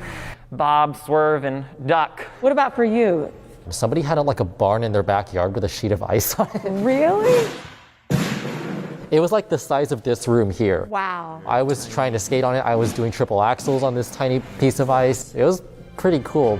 Through all the challenges, one thing is clear. These athletes love being on the ice. I just love being out there. I love challenging myself. When I'm doing a spin, it's like one of the best feelings in the world. I just love the grind. I love the thrill of doing quads. And now Team USA is ready to show the world what they've got as they set their sights on gold. I'm like just the girl next door. There's nothing that, special or fancy. It's just like a matter of having a dream and, wanting to chase it. We were those little kids watching the TV, and now we get to be here. It's so cool. Oh, that's cool, man. We're getting pumped up for the Olympics. Congrats to all those figure skaters. And of course, don't forget the Winter Olympics does begin February 3rd right here on NBC. Just ahead, we're remembering actor and comedian Bob Saget with a special visit he shared with Al. Is this an issue about guns or is this an issue about social justice? This supply chain issue has been a problem for months. Do you concur that this is going to get worse before it gets better? The question is, are you now more open to packing the court? If it's Sunday, it's Meet the Press. The Meet the Press Chuck Todd Cast. Free wherever you get your podcasts. What are you doing for teachers who feel that they're being stretched too thin? Did you understand how prevalent hunger was in your own community?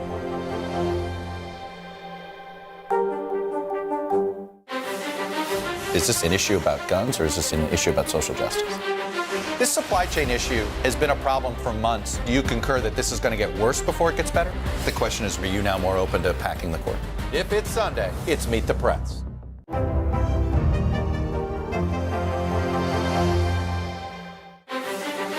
Is this an issue about guns or is this an issue about social justice? This supply chain issue has been a problem for months. Do you concur that this is going to get worse before it gets better? The question is, are you now more open to packing the court? If it's Sunday, it's Meet the Press. Sometimes the news can be difficult and overwhelming for kids to understand. Will coronavirus come back next year? So to help make sense of it all, we've created a newscast just for them. Man, you know a lot. We hope your family will watch Nightly News Kids Edition.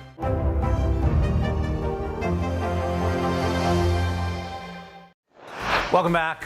A lot of people were absolutely stunned by Sunday's news that Bob Saget had passed away at the age of just 65. Of course, he was best known as doting dad Danny Tanner on Full House in the 90s and its reboot.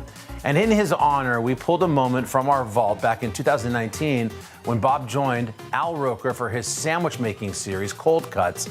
And we wanted to play you a clip of that conversation. Why do you think you've had such longevity in this business? I have been a workaholic since I was a little kid. I was not good in school. I played around too much. I wanted to make people laugh. But I have always constantly worked, no matter what. While I'm working in a deli, I'm doing improv at University of Pennsylvania. I'm making films at Temple University. And then when I went to LA, I wanted to learn acting. So I went to acting school for 5 years while I would be doing stand-up and then constantly trying to make movies, always trying to do that. And so I think that's my secret is I just work really hard. I work as hard as I can. And I'm not that smart. I don't retain that much stuff, but I know I have a good people sense, I think. What do you tell young kids who come up to you and say, "Hey, Mr. Saget, what's $5? What's the secret sauce?" Yeah, what do you? Don't bother me, kid. I tell them to if they really love something, to do it. Don't do it to be famous, and find something that you really love, like everybody does, and don't think you can't make it. I just ran into Tiffany Haddish at a party at my friend Jeff Ross's house, and I met her when she was 15, and there was something at the comedy club called the Laugh Factory in Los Angeles called Comedy Camp, and we would they'd have comedians come in, and I would come in like on once a month on Saturdays and teach kids that came from nothing, she lived in her car. I met her when she was 15 years old. So I knew her for about 3 years, and she was like, Bob, I want to make it like Richard Pryor. I said, just do it. And I hadn't seen her for a couple of years, and I saw her last weekend, and I just hugged her, and I started crying. And she did too. You're going to start me crying. But I was so happy for her. And because that is the old saying, when you see people get up at the Oscars and go, you can make it, you can come from nothing, you can do this. It sounds so cliche because we hear it all the time. Yeah. It's not cliche. It's not to be taken lightly. People come from nothing. And that's the thing, is don't do it to be famous, but if it motivates you a little bit, I mean, she wanted to be famous, but she above all wanted to be funny. Yeah, and she is. And she is. Wow. So we can top it off. While we're topping this off, top 3 Full House moments. I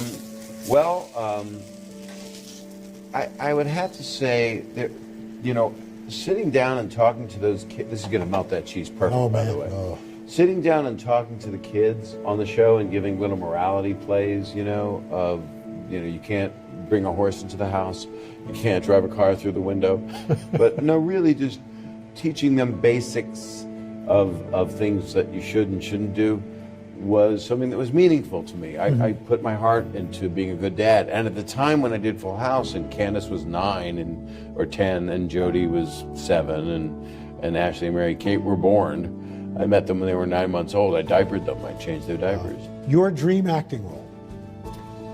There's a lot of parts. The Willie Loman kind of part, the person that could have been somebody, the person that couldn't make it, I look at parts that Jack Lemmon played, that kind of part. I'm open to, I'd like to play very flawed characters. And I just directed and acted in a movie called Benjamin, where I played a very flawed character. And I think that is healthy to show, because I've already played enough cocky guys, and I already was a cocky guy. When you're 30 and you get, 2 top 10 shows, you're kind of snarky. Yeah. There's a little bit of cockiness that comes with that. And then you get a little older and you go, wow, I'm so appreciative that I am where I'm at. Anything else you want to put on here? I do. There is one other thing. This looks a little, I was going to put this on it. A little cranberry sauce. But because of the way these peppers are looking, I'm feeling it needs a little bit of romaine. Oh, and that is grilled romaine. Grilled romaine. And that's exactly the right thing. What I may do, I just please, whatever you'd like. It. That's all I want to do is just do that. He only takes tips. I can't think of anything else. Pickles? Do you have the slices? We do. Yeah, we do. Let me. Oh, these are fantastic. You've done something beautiful for me. This is the perfect. The serrated knife. The serrated. You just go like that, and you just kind of go gently, pressure. And you hold that crust on the sides. And I just took the top of my thumb off. Very nice. Going to be excellent. But you can't see it because of the roasted peppers. So exactly, nice. And you have a red thing which covers the blood. But no, I have not been hurt. Do we have little plates or anything? No, or I think we'll just them? grab them. We'll just grab them. We'll grab them.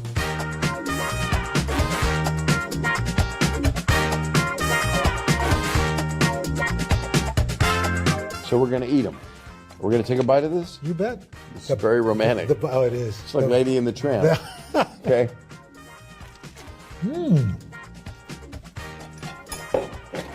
The warm pepper makes this. That's what it is. What a talent. Bob Saget gave us so many years of laughs.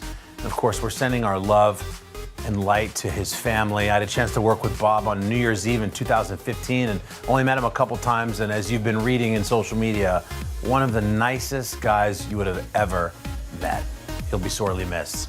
Coming up tomorrow on Popstar Plus, the cast of Euphoria is with us. We look forward to seeing you then. Hi there, friends out there watching Today in 30 on Today All Day. We hope you had a great weekend.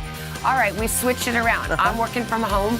Hoda's back in the studio holding down the fort. All right, it's good to see you guys. We want to thank you for kicking your Monday off with us. And we are starting with the stunning and sad news that just came in overnight, the sudden death of beloved actor and comedian Bob Saget. Just ahead, the search for answers and the emotional tributes from his family and his Full House co-stars. And then after spending the weekend at the U.S. Figure Skating Championships, Chanel's going to introduce us to the men and women who are ready to go for gold at the Olympics. And we're going to chat about their chances with gold medalist Tara Lipinski. And the new year is here, so Jenna and I are going to show you the 5 big beauty trends that everyone needs to be rocking in 2022. Okay, I'm all ears. Let's get this show started. Today in 30 starts right now. NBC News Now anchor Joe Fryer joins us with more. It's really stunning, Joe. Good morning to you. Yeah, Samantha, good morning. It was early Sunday. Saget tweeted about how happy he felt following a stand-up comedy performance. And just hours later, authorities found the 65-year-old dead in an Orlando hotel room. This morning, fans are remembering the comedian who made an impact on some of television's funniest shows. For decades, Bob Saget was one of TV's most familiar faces, known as America's Dad. Here goes nothing. Making a name for himself on shows in the 80s and 90s. Yes, I see how impressed you are. I did 2 shows a day, one in class and one in detention. The actor and comedian was most famous for his role as Danny Tanner on the hit sitcom Full House. Okay, I have everyone sandwiched just the way they want them. There's a horse in my living room. Playing the widowed father of 3 young girls for 8 seasons. You girls are the greatest. His neat, free character was often uptight. Mouse, just a little soot. Just a little soot? Did you hear that, Michelle? I'm afraid I did. But could always make audiences laugh. Let's talk strategy. Hey, man. Let's forget about strategy. This next video comes. During that time, he also hosted America's Funniest Home Videos. Oh, look at all these wonderful moments. Oh, is this fun? Saget had just kicked off a new comedy tour performing in Florida this weekend. On Sunday, Orlando authorities say they found Saget unresponsive in his hotel room where he was pronounced dead. A security officer found the guest not breathing, no pulse. Just hours earlier, Saget had posted on Instagram writing, "I'm back in comedy like I was when I was 26. I guess I'm finding my new voice and loving every moment of it." Police say they found no signs of foul play or drug use. For years, Saget lent his signature sense of humor to a variety of shows, including Raising Dad and Surviving Suburbia. He also narrated the hit show How I Met Your Mother. Kids, it's been almost 20 years since that cold April night in 2013. Recently, he reprised his Full House role in the Netflix sequel series Fuller House. If you take one nibble of that turkey, and I'm going to bite your hand off. While his on-screen characters were mostly family-friendly, What are you laughing at, Puddinhead? on stage his stand-up was sometimes raunchy, talking about that balance on Today in 2014. I've always had comedy that was both family comedy, whether it be a role that I played, or my stand-up, I kind of was a little more unleashed. In 2019, he spoke with Al about the secret to his success. Why do you think you've had such longevity in this business? I have been a workaholic since I was a little kid. My secret is I just work really hard. I work as hard as I can. Overnight, an outpouring of emotion. Full House co-star John Stamos wrote, "I am broken. I am gutted. I will never, ever have another friend like him." His TV daughter, Candace Cameron Bure, tweeted, "I loved him so much."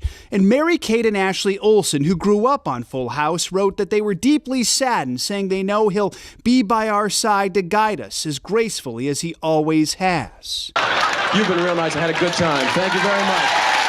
A man who made so many laugh, being remembered in Hollywood and in homes across America. The medical examiner will ultimately determine the cause of death here. Saget's family also released a statement saying they want everyone to know how much he loved his fans, performing live and bringing people from all walks of life together with laughter. Saget was married to his wife, Kelly. He had 3 daughters, Savannah, just like his character on Full House. It's just really so shocking, Joe. Thank you very much.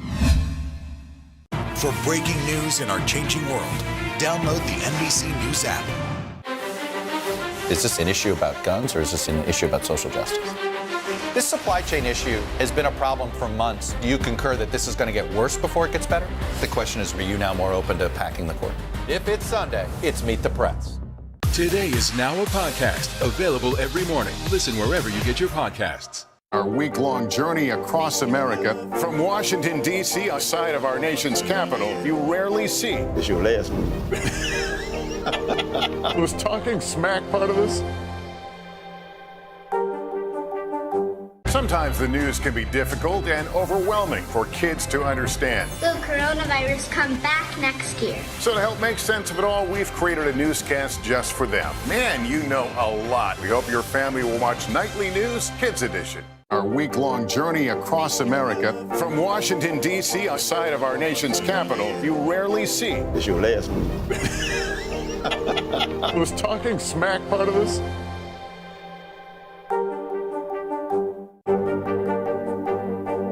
What are you doing for teachers who feel that they're being stretched too thin? Did you understand how prevalent hunger was in your own community? The Meet the Press Chuck Todd Cast, free wherever you get your podcasts.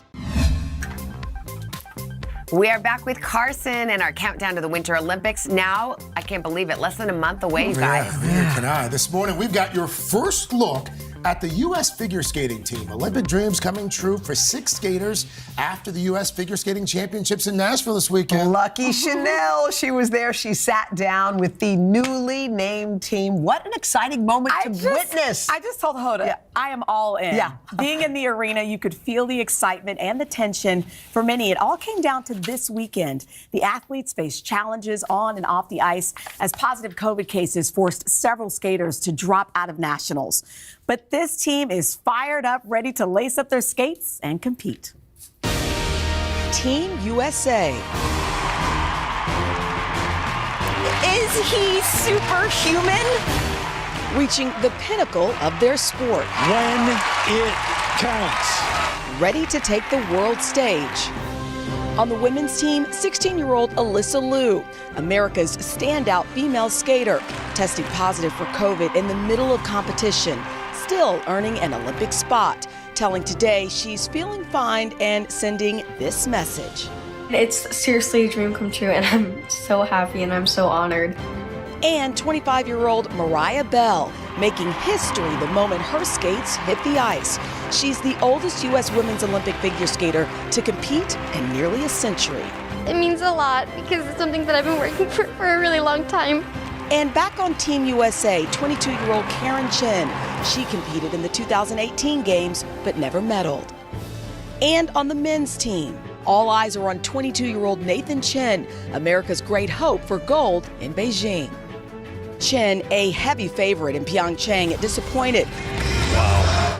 Since then, he's come roaring back with a nearly 4-year winning streak since the last games, breaking his own scoring record and winning his 6th consecutive national title. He has pushed the limit of what's possible. Joining him at the Winter Games is 21-year-old Vincent Zhou. Nice landing there. And 27-year-old Jason Brown. Both returning for their 2nd Olympics. Each athlete finding out their fate by a text with the link to this email. We're all like glued to our phones waiting for that to come through. And it's like, congratulations, you're on the 2022 Olympic team. That message punching their tickets to Beijing. You're making history. You're 25 years old. How do you wrap your mind around it? It's absolutely just a number. If you have a dream and you're dedicated to it and you're working towards it, there doesn't have to be an expiration date. I feel like I'm not even in my prime. You know, I'm working to get there, and I'm really excited to be the first woman in so long to be going. How does that feel for you when you've trained for years and years and you're able to meet the moment?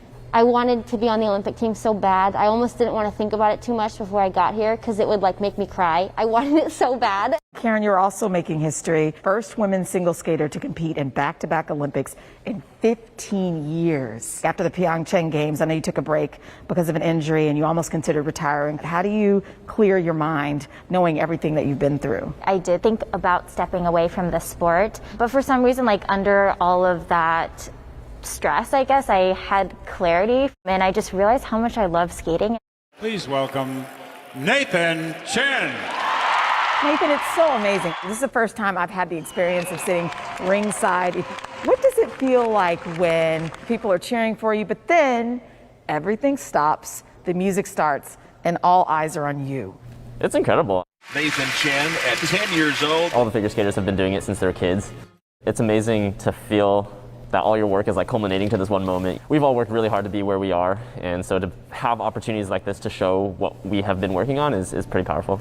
What about when you go up for these jumps? What goes through your mind? When it comes to competition, it's kind of like just go for it, you know? And I think at that point, we just have to try to trust our body, trust our instincts to make the jump happen. It's definitely a lot more stressful to watch figure skating than it is to do it ourselves, you know. Wait, like when really? I'm watching. Is that true? Yeah, it's harder for on sure. us watching you than for you guys? I mean, of course we're stressed out, of course we're nervous, but at the end of the day, like when I'm watching like Mariah compete, it's so stressful. I'm like, my heart's like pounding. When I'm on the ice, I'm pretty calm and pretty relaxed. Like I have confidence knowing what I'm doing. Jason, I'll ask you, how did the pandemic affect your training? Well, how has it been? It's been really difficult, to be completely honest, and just trying to be as adaptable as possible. Bob, swerve, and duck. What about for you? Somebody had like a barn in their backyard with a sheet of ice on it. Really? It was like the size of this room here. Wow. I was trying to skate on it. I was doing triple axels on this tiny piece of ice. It was pretty cool. Through all the challenges, one thing is clear. These athletes love being on the ice.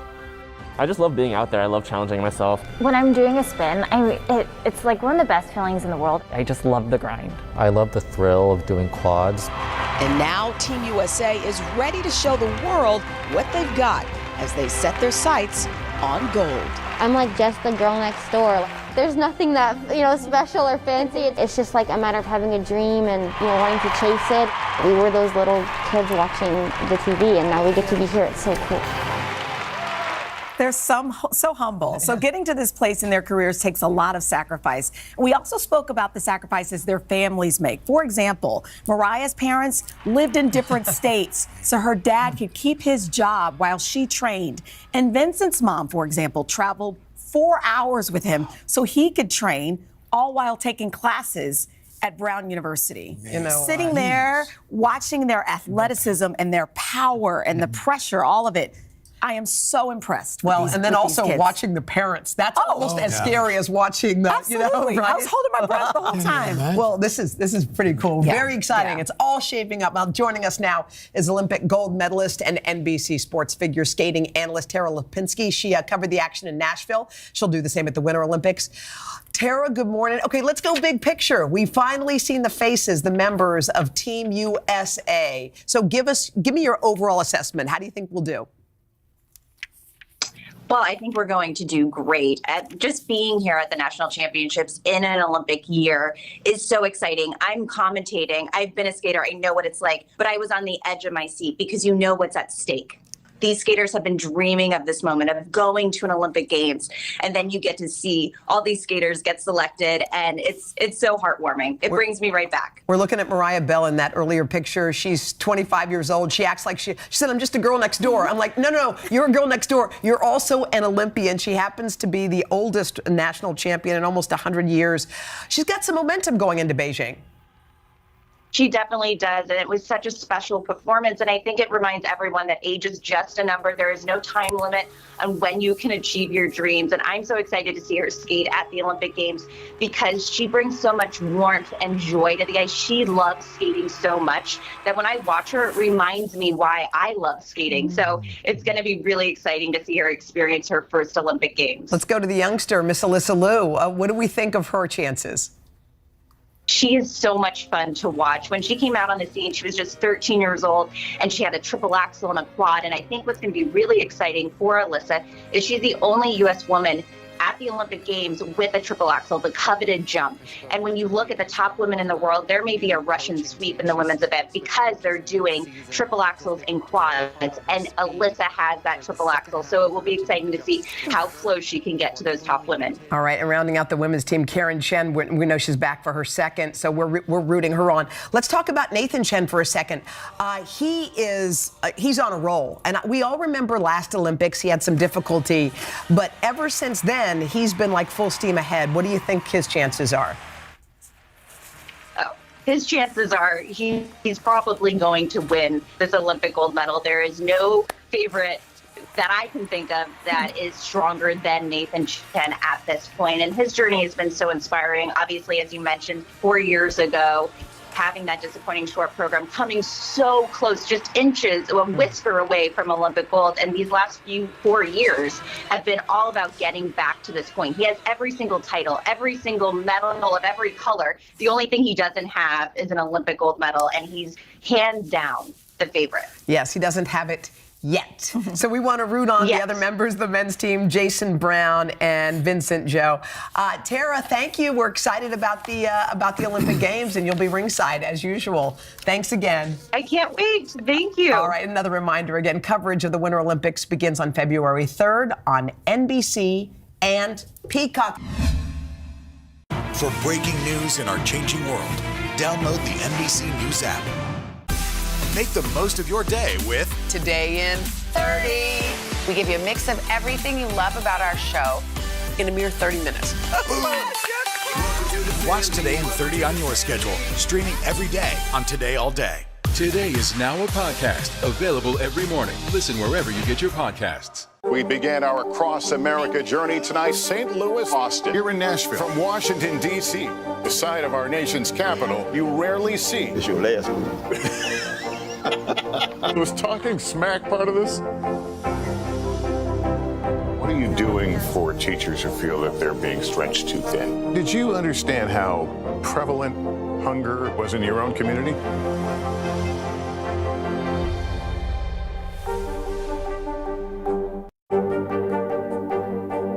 What are you doing for teachers who feel that they're being stretched too thin? Did you understand how prevalent hunger was in your own community?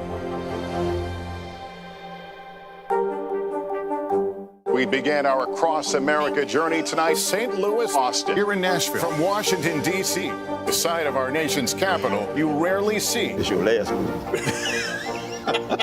Was talking smack part of this? What are you doing for teachers who feel that they're being stretched too thin? Did you understand how prevalent hunger was in your own community?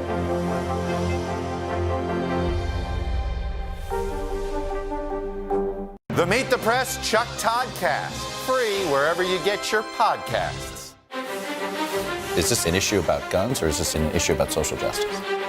This supply chain issue has been a problem for months. Do you concur that this is going to get worse before it gets better?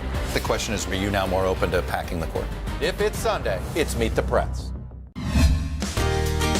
This morning on today's checklist, starting on the right path to a healthy new year. And preventative health is just as important as eating right and getting sleep. That's right. So we called on NBC News medical contributor Dr. Natalie Azar to tell us what we all should be doing as we start this new year. Dr. Nat, always good to see you. Good morning, Doc. So here's the thing. Like a lot of folks, we know that we need to be exercising.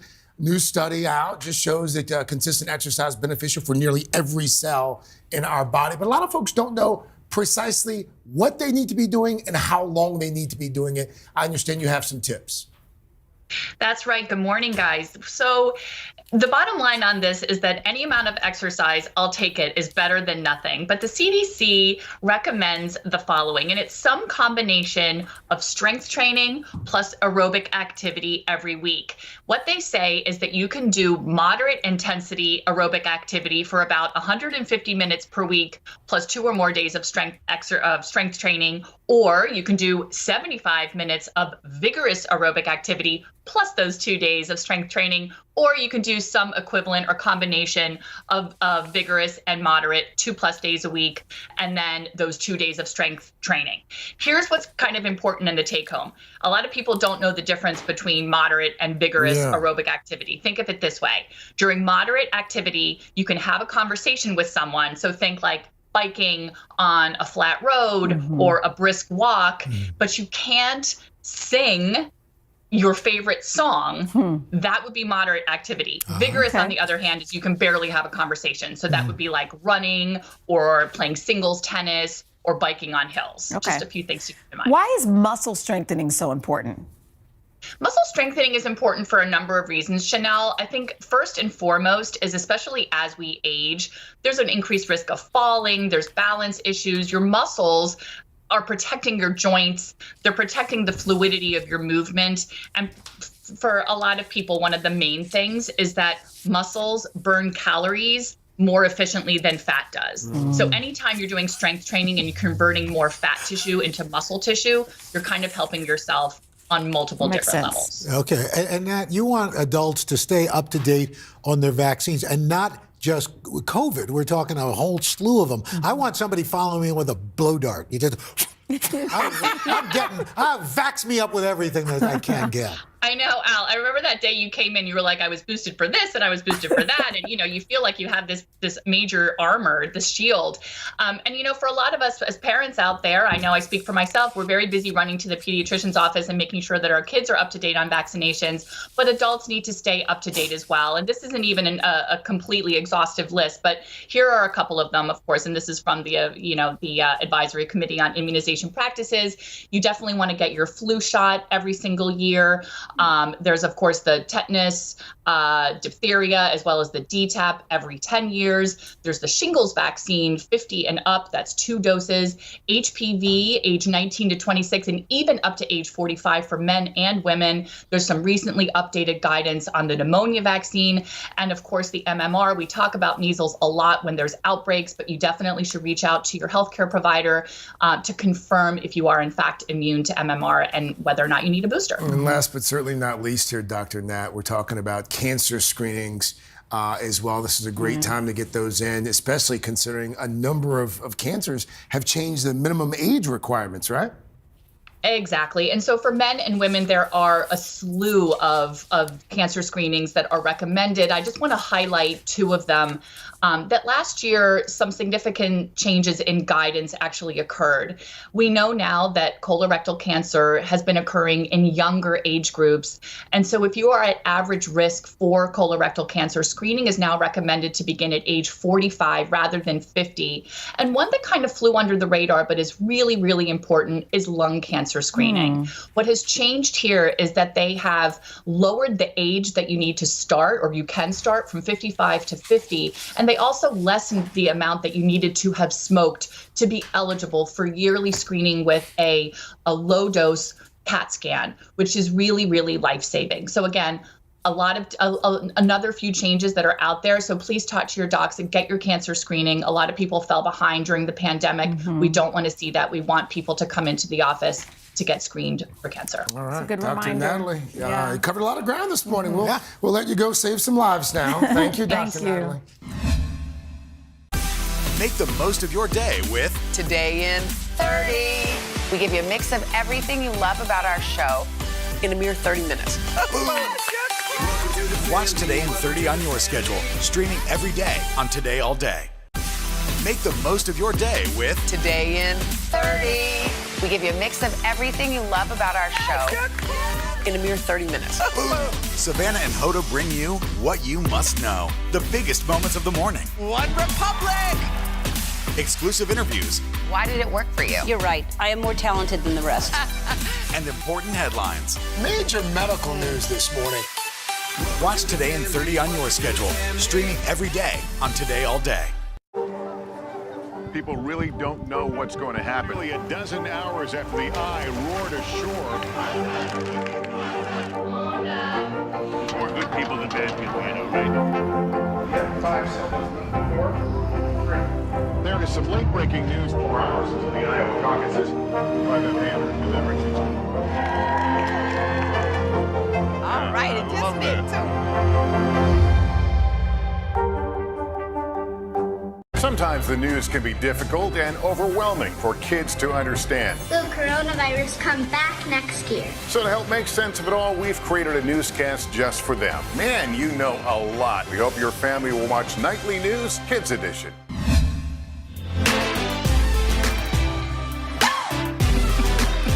We can't even look at it.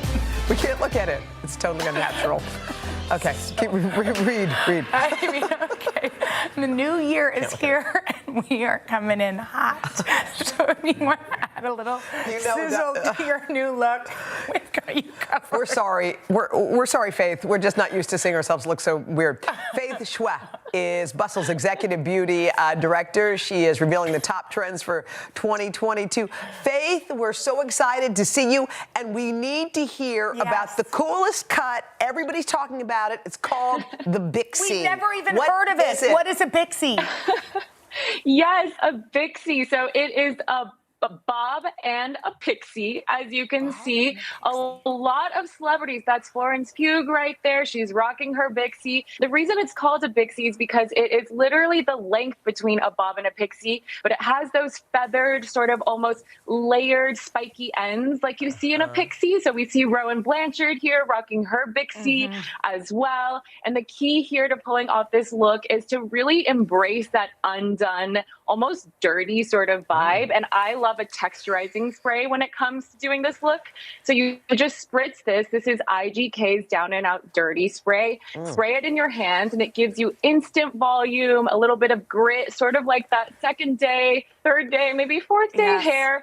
And that's really the key to pulling off the Bixie. I love that we've gone from dry shampoo to something that makes your hair dirty.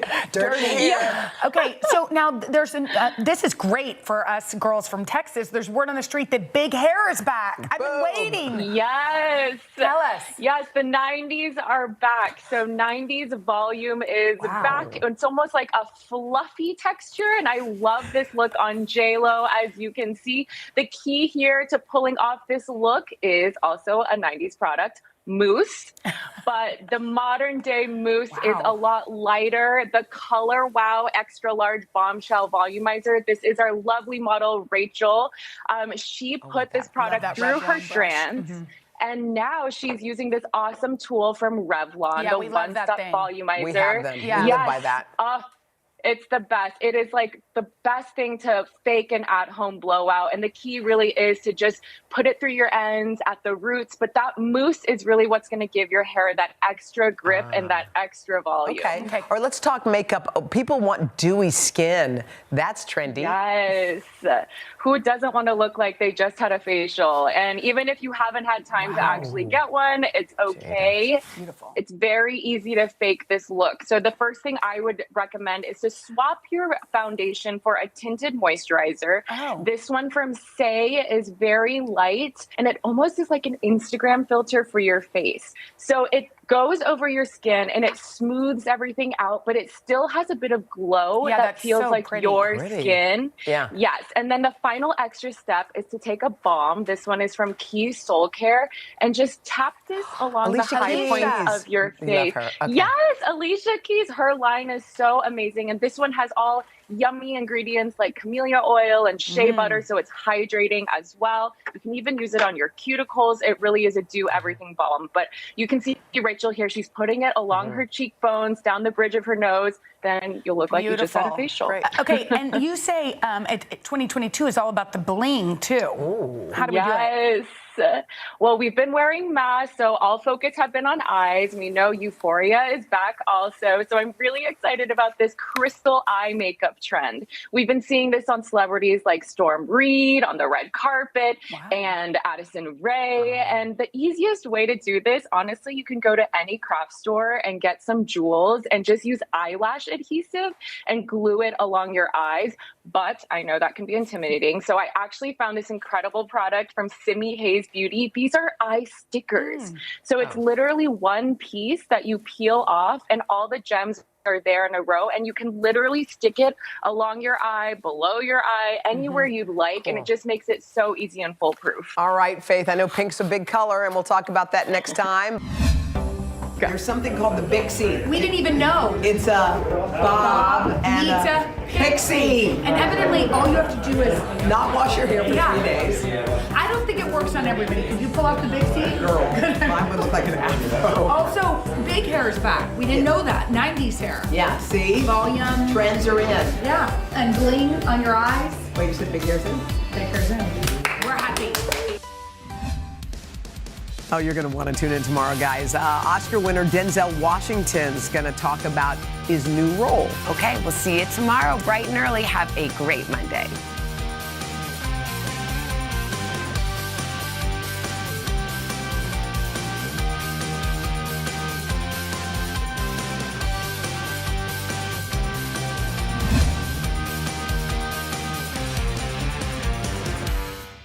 We are cooking up some exciting things this week in the brand new Today All Day Kitchen. Up next on #Cooking, Samadada.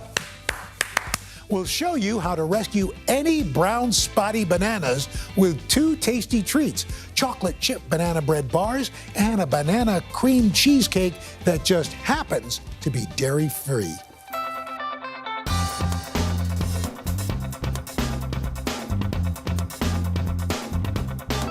Welcome to #Cooking. The next time you see some nearly perished, super ripe bananas sitting on your counter, wondering what will become of their existence, like, will we get thrown away today? Don't toss them, please save them. Rescue the spotty bananas, #save the spotty bananas, and make these recipes. I'm gonna show you 2 of my favorite ways to use those super ripe bananas sitting on your counter: my chocolate chip banana bread bars and my banana cream cheesecake that happens to be dairy-free. Let's get #Cooking. Just for 1 second, okay, I want you to forget about those microwave packets of oatmeal. And we're gonna give oatmeal a glamorous moment with these chocolate chip banana bread bars. I've already preheated my oven to 375 degrees, and now all I'm going to do is prepare my pan. So what I've done here, greased it with some coconut oil so our parchment paper doesn't stick, right? So I've got that here. I'm just gonna stick it right into the pan. The coconut oil helps it stick, right? So this is nice. Make sure we're hitting all of the edges of the pan. And what's nice is that we're creating these flaps, okay? The flaps are really nice because when it's done baking, we'll be able to easily lift the batter out of the pan and have our bars all ready. What's great about using super ripe bananas in recipes is that they're naturally a lot sweeter and a lot easier to mash into different recipes. Got 2 here. We're rescuing them. We're giving them a second life, a second chance at life. They love us for this. Throwing the peels away. Gonna peel this one. Like so. Pop that in. See you later.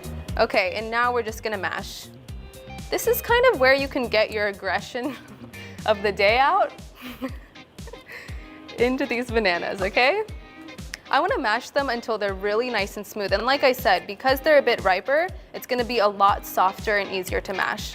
Not to mention it's gonna impart a lot of that really nice, sweet, ripe flavor of the bananas into this oatmeal bar recipe. And because they're super ripe, we're actually not gonna use a bunch of sugar to sweeten this recipe because it's gonna pull a lot of that natural sweetness from the bananas. Have I convinced you to not throw your bananas away yet? Just wondering. Okay. Really take your time here, like I am. Okay. I want no banana to feel unmashed. I want it to feel all loved and mashed, okay? All right. And you can use a potato masher here if you have that, if you like that utensil for your life. I'm just using a fork because you know what? Forks are accessible. Okay. So this is looking pretty good. I have to compliment myself on my mashing abilities. Looks pretty smooth. And now we're just gonna work on the rest of our ingredients. All right. So in this recipe, I'm using 2 eggs. So I'm gonna crack those both in here. I wanna be that type of person that does like the one-handed egg crack. I'm not that person. I'm safe. I take precautions. All right. Okay, now I'm gonna whisk the eggs and the bananas together. So everything is nice and smooth.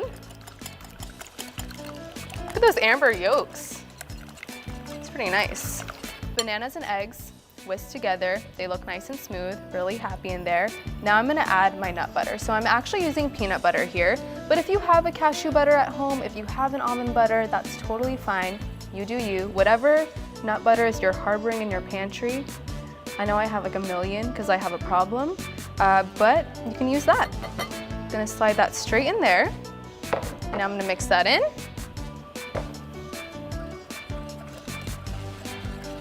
All right, and then I'm gonna add my melted and cooled coconut oil, my vanilla extract, and if you haven't noticed already, the best part about this recipe, other than giving your sad bananas a second life, is the fact that we're making everything in one bowl. Like, you can thank me later for the less dishes that you'll have to do in your life, okay? I'm just using a touch of coconut sugar. Gonna add that in there, and then some maple syrup. It's gonna really give this nice, warm, golden flavor to these oatmeal bars. Now that I've mixed all my wet ingredients together, I'm gonna grab my oatmeal, the star of the show. It's about to be super glamorous. Add it straight in here, along with some cinnamon. I love cinnamon, I think it's amazing, but you can totally use another spice if you want. You can use maybe a nutmeg if you like that better. I'll leave that choice up to you. And then some baking powder. And then, I'm gonna mix everything together. Make sure everyone just becomes friends in here. Make sure we grab the edges, the sides of the bowl, incorporate it really nicely.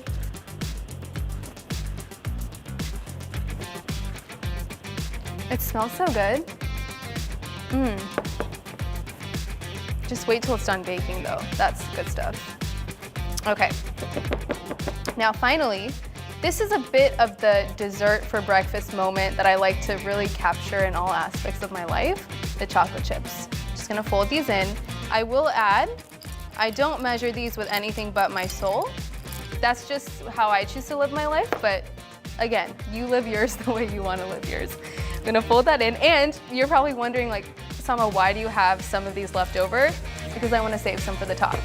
Because for me, it's not less is more. When it comes to chocolate, not a thing for me. Okay, folding this in nicely until all the chocolate chips are just really nestled in there. We want them to be cozy. Okay, perfect. Now, I love myself for being prepared. We've got our parchment lined pan, and I'm just gonna add it straight into there. So flip this up. I don't know if I mentioned this, but this is my workout for the day, this movement right here. All right, so we're gonna add this straight in there.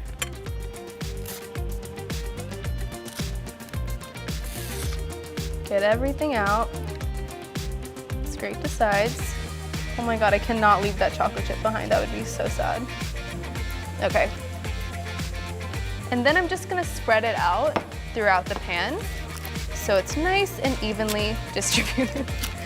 Okay, because I am me, I'm gonna add some more chocolate chips on top, just for aesthetics. I like to take nice photos of my food. It's also really fun to make it presentable and looks pretty, too pretty to eat, but not really because we will be eating it. Okay? And then the last thing that I wanna do is add a banana on top. This is again, purely for me to have some nice aesthetics for my photographs. And that's fine. That's again, how I choose to live my life. So what I'm gonna do is just cut it right at the tip of the banana, slice it straight through, like this, okay?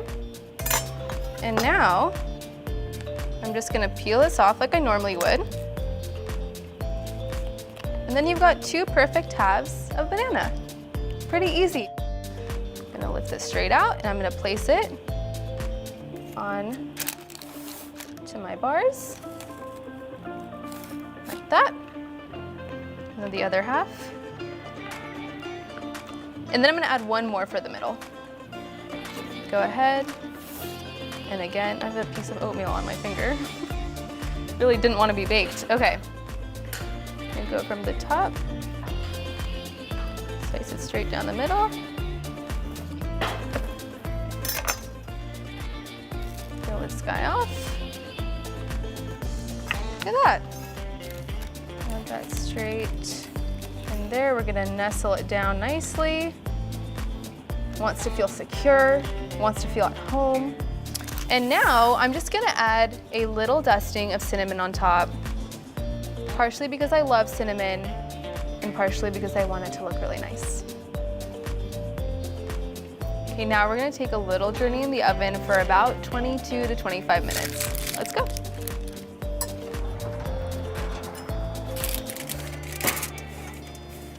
All right, hope you enjoy your time in there.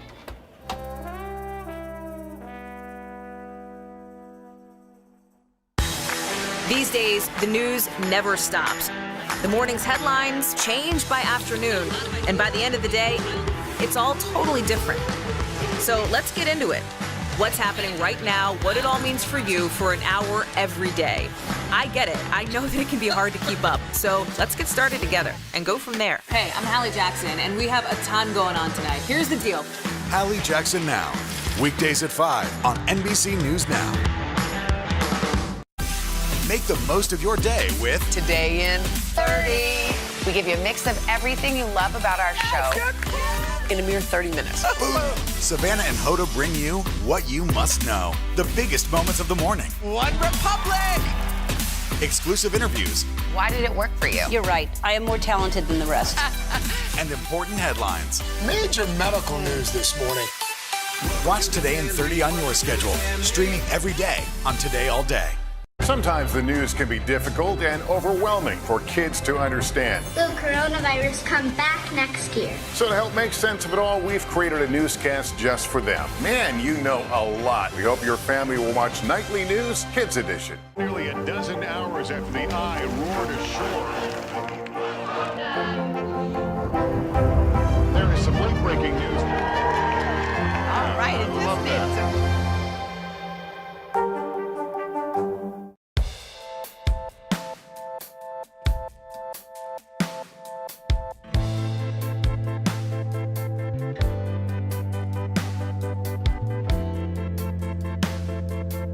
All right, we've let it cool for about 10 minutes, and now, see, this is why we love being prepared with the parchment paper. We get to just lift this straight out of the pan, and then there's no oatmeal bar that's been left behind, like that. Okay, so the best thing about these bars, other than the fact that we're saving so many bananas' lives, is that they're super portable. So I'm just gonna slice them into little bars. You can take them on the go. You can just also have a nice sit-down oatmeal moment at home. You choose whatever you'd like to do. I love the corner piece. I'm just one of those people. Don't know why. Just crispy and caramelized on the edges, so good. Look at that. Delicious. And now remember these chocolate chips that I had saved for the top? See, this is why. I'm also gonna add just a little bit of powdered sugar, just to get that nice contrast. A little bit there. Just on the rest of my bars. It's really pretty. Oh, what a little heavy-handed over there. Okay, so now I'm gonna take a few pictures of it because I didn't put that powdered sugar, that banana, those chocolate chips on for nothing. All right. There we go. I'm really getting the shot. Little video. Get the inside. Okay, you know what? I think we got the shot. It's my time to taste. I'm pretty excited about this.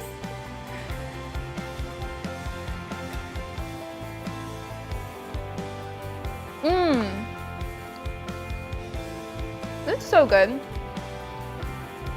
You know what's really nice about this as well? It's not too sweet. So it's really great if you'd like to even add a little drizzle of honey on top, maybe a little more peanut butter, almond butter, whatever you have to kind of create this nice sit-down oatmeal moment at home. It's like banana bread, but it's a little more textured from the oatmeal, and then you've got the chocolate chips that are totally giving it this like cookie dough vibe. I would eat cookie dough for breakfast.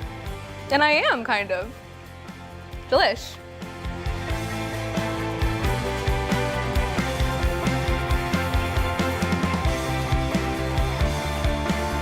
You know, this has inspired me, and I have a lot more ripe bananas in my kitchen, so I think we might have to make my banana cream cheesecake. I'm gonna go grab the ingredients.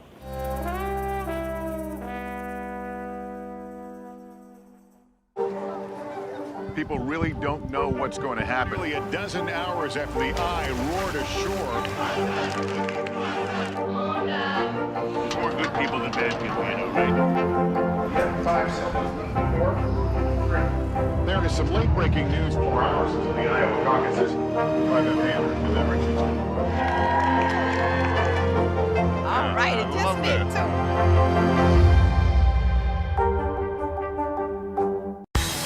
These days, the news never stops. The morning's headlines change by afternoon, and by the end of the day, it's all totally different. So let's get into it. What's happening right now, what it all means for you for an hour every day. I get it. I know that it can be hard to keep up. So let's get started together and go from there. Hey, I'm Hallie Jackson, and we have a ton going on tonight. Here's the deal. Hallie Jackson Now, weekdays at 5 on NBC News Now. For breaking news in our changing world, download the NBC News app. Nearly a dozen hours after the eye roared ashore. There is some late-breaking news. All right, it just me. For breaking news in our changing world, download the NBC News app. The Meet the Press Chuck Toddcast, free wherever you get your podcasts.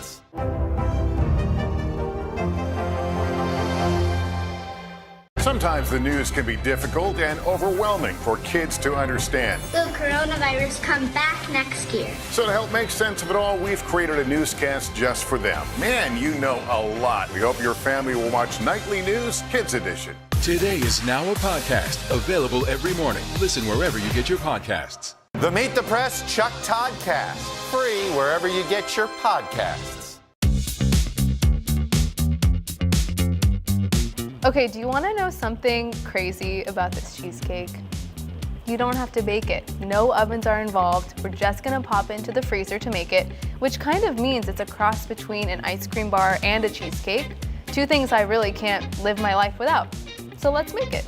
The first thing I'm gonna do is prepare my pan with some parchment paper. So what I'm gonna do is just line it straight into the pan, and I'm creating these flaps on the sides so that it's gonna be super easy to lift the cheesecake up after it's done freezing.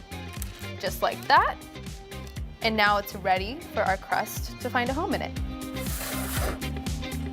So this crust is gonna be really nice and textured. It's gonna be a little crumbly, it's gonna be crispy. Because it's gonna have a really nice creamy filling to go on top of it, I wanted to create that contrast. Everything is gonna come together in this food processor.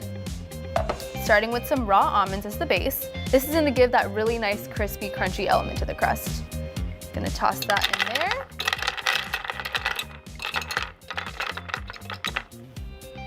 And now, to sweeten the crust up, we're gonna use some dates. I love dates, not the romantic kind, the medjool kind, okay? So we're gonna add these in. This gives a really nice caramel sweetness to the crust, and also it's gonna allow it to be a little bit sticky and pliable so we can actually just stick it straight into our pan. And now we're gonna add a little bit of creamy almond butter. That's straight inside. You can also use the peanut butter if that's what you have on hand, totally fine with me. I won't judge you. A bit of melted and cooled coconut oil going in there as well.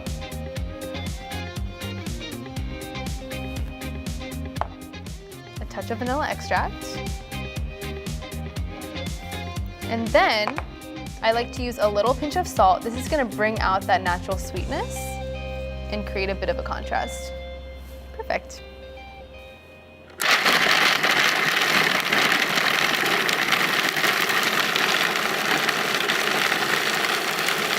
I'm just gonna scrape down the sides just to make sure nobody is caught, nobody is left behind, and process it again.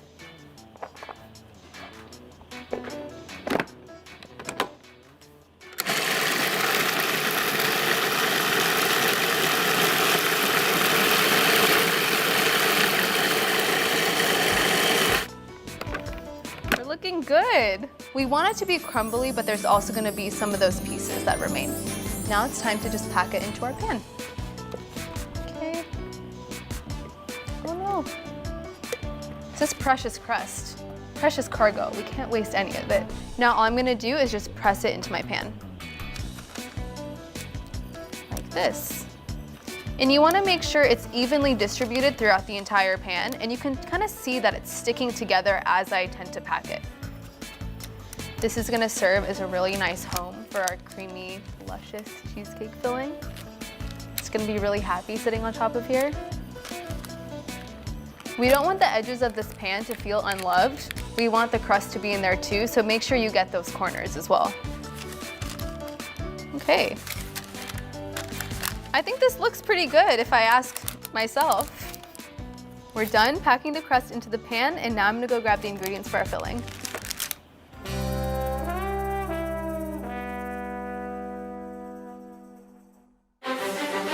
Is this an issue about guns, or is this an issue about social justice?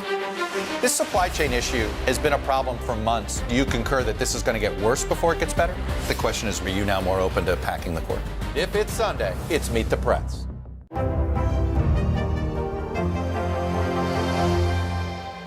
Our week-long journey across America. From Washington, D.C., outside of our nation's capital, you rarely see. It's your last move. Was talking smack part of this? These days, the news never stops. The morning's headlines change by afternoon, and by the end of the day, it's all totally different. So let's get into it. What's happening right now, what it all means for you for an hour every day. I get it. I know that it can be hard to keep up. So let's get started together and go from there. Hey, I'm Hallie Jackson, and we have a ton going on tonight. Here's the deal. Hallie Jackson Now, weekdays at 5 on NBC News Now. Today is now a podcast, available every morning. Listen wherever you get your podcasts. Nearly a dozen hours after the eye roared ashore. There is some late-breaking news. All right, The Meet the Press Chuck Todd Cast, free wherever you get your podcasts.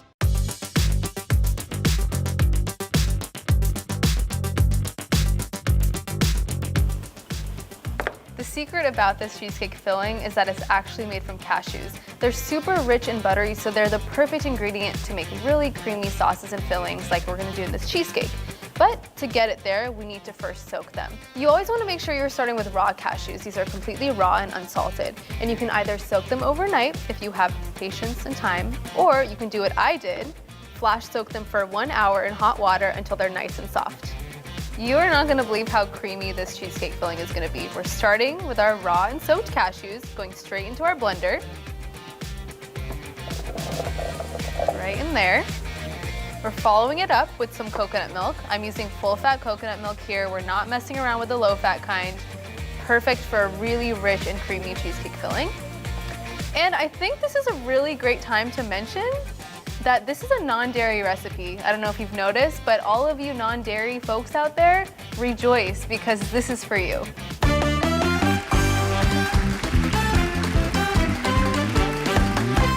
Time for our banana, our star. We rescued it from its fate in the trash, perhaps. All right, pop that straight in there. Just breaking it up so it's a bit easier to blend. And now we're gonna go in with our maple syrup. The ripe banana is really nice because it's super sweet already, but the maple syrup is just gonna pull it all together. I really like using maple syrup here because it's a really nice, warm, and golden contrast to those rich and creamy cashews. In there, and then a little touch of vanilla extract. Perfect. All right, we're gonna add some melted and cooled coconut oil, just a touch. Now we're gonna add some lemon juice. This is super important because you've got rich ingredients like the cashews and the full-fat coconut milk, so we want the lemon juice to give it that zing and really balance out those rich ingredients. I'm using this to catch the seeds. At home, you can even just put your fingers underneath the lemon and then catch the seeds in your hands. Little DIY. And then to balance everything out, balance that sweetness, bring it out a little bit, I'm gonna add a little pinch of salt. Okay, now it's time to blend.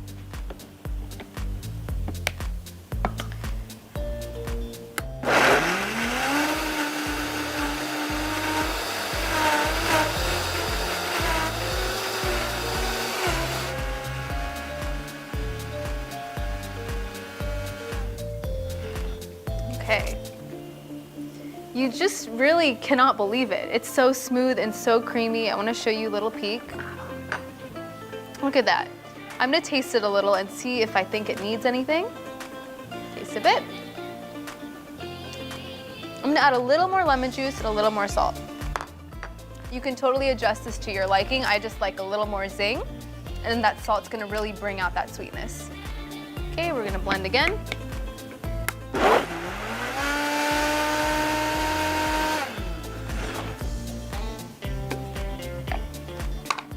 My fresh spoon and taste one more time. Perfect. All right, now it's time for this filling to find a home on top of our crust. And there's no dairy in this. Kind of crazy. I'm gonna grab my spatula. This is precious. I can't waste a bit. Now I'm just gonna make sure that's nice and smooth. You can even tap it a little bit to distribute it like this. Shake it around, make sure it hits all the edges. Now, I like to pretend I'm Picasso a little bit with the toppings. You can use whatever you'd like, but I'm gonna use some sliced almonds straight on top. Sprinkle them around. I'm gonna do a little bit of cinnamon.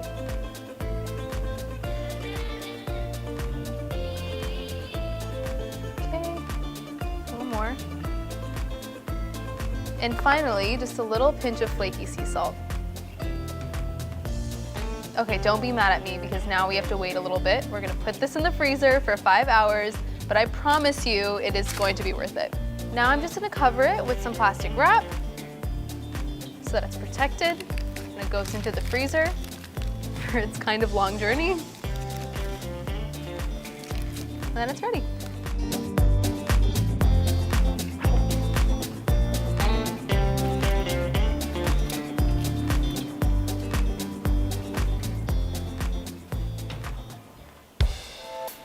See, patience is so worth it. I'm so excited about this. Just gonna remove my plastic wrap. Look at that. We almost don't deserve it.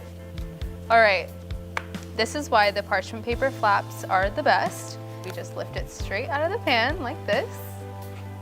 And now all I'm gonna do is slice them into little cheesecake bars. What you can also do is slice them into fingers as well if you want more of a bite-sized snack. I'm gonna go ahead for the full picture, the full bar. Look at this. I just have to show you. Can you believe that there's no dairy in this?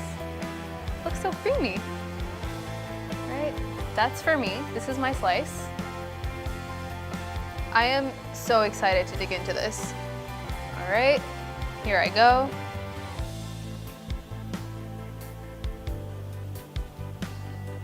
It's simply not even fair. It's so creamy. It's such a great way to use the nearly perished banana that's been sitting on your counter. Creamy, you would never have any idea there wasn't any dairy in this.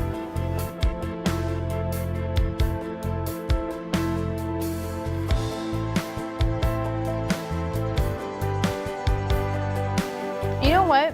I really wish I could eat all of these myself, and I probably would, but I'm gonna be a little nice. I'm gonna send a picture to some friends and see if they wanna have some. Yes, they usually do. No one really ever says no. I mean, why would you? Wouldn't make sense, it's so good. I think I'm gonna deliver some to their houses. I'm such a good friend.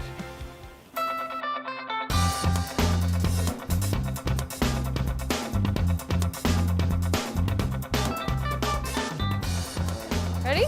Okay.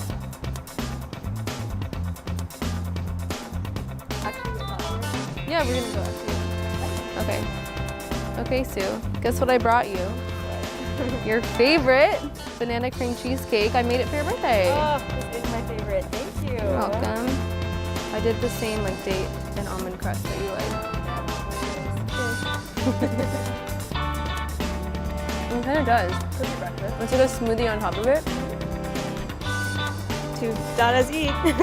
2 Dadas eat. 2 Dada eats. 2 Dada eats. Dada eats squared. Dada eats. Eh? Dada eats is.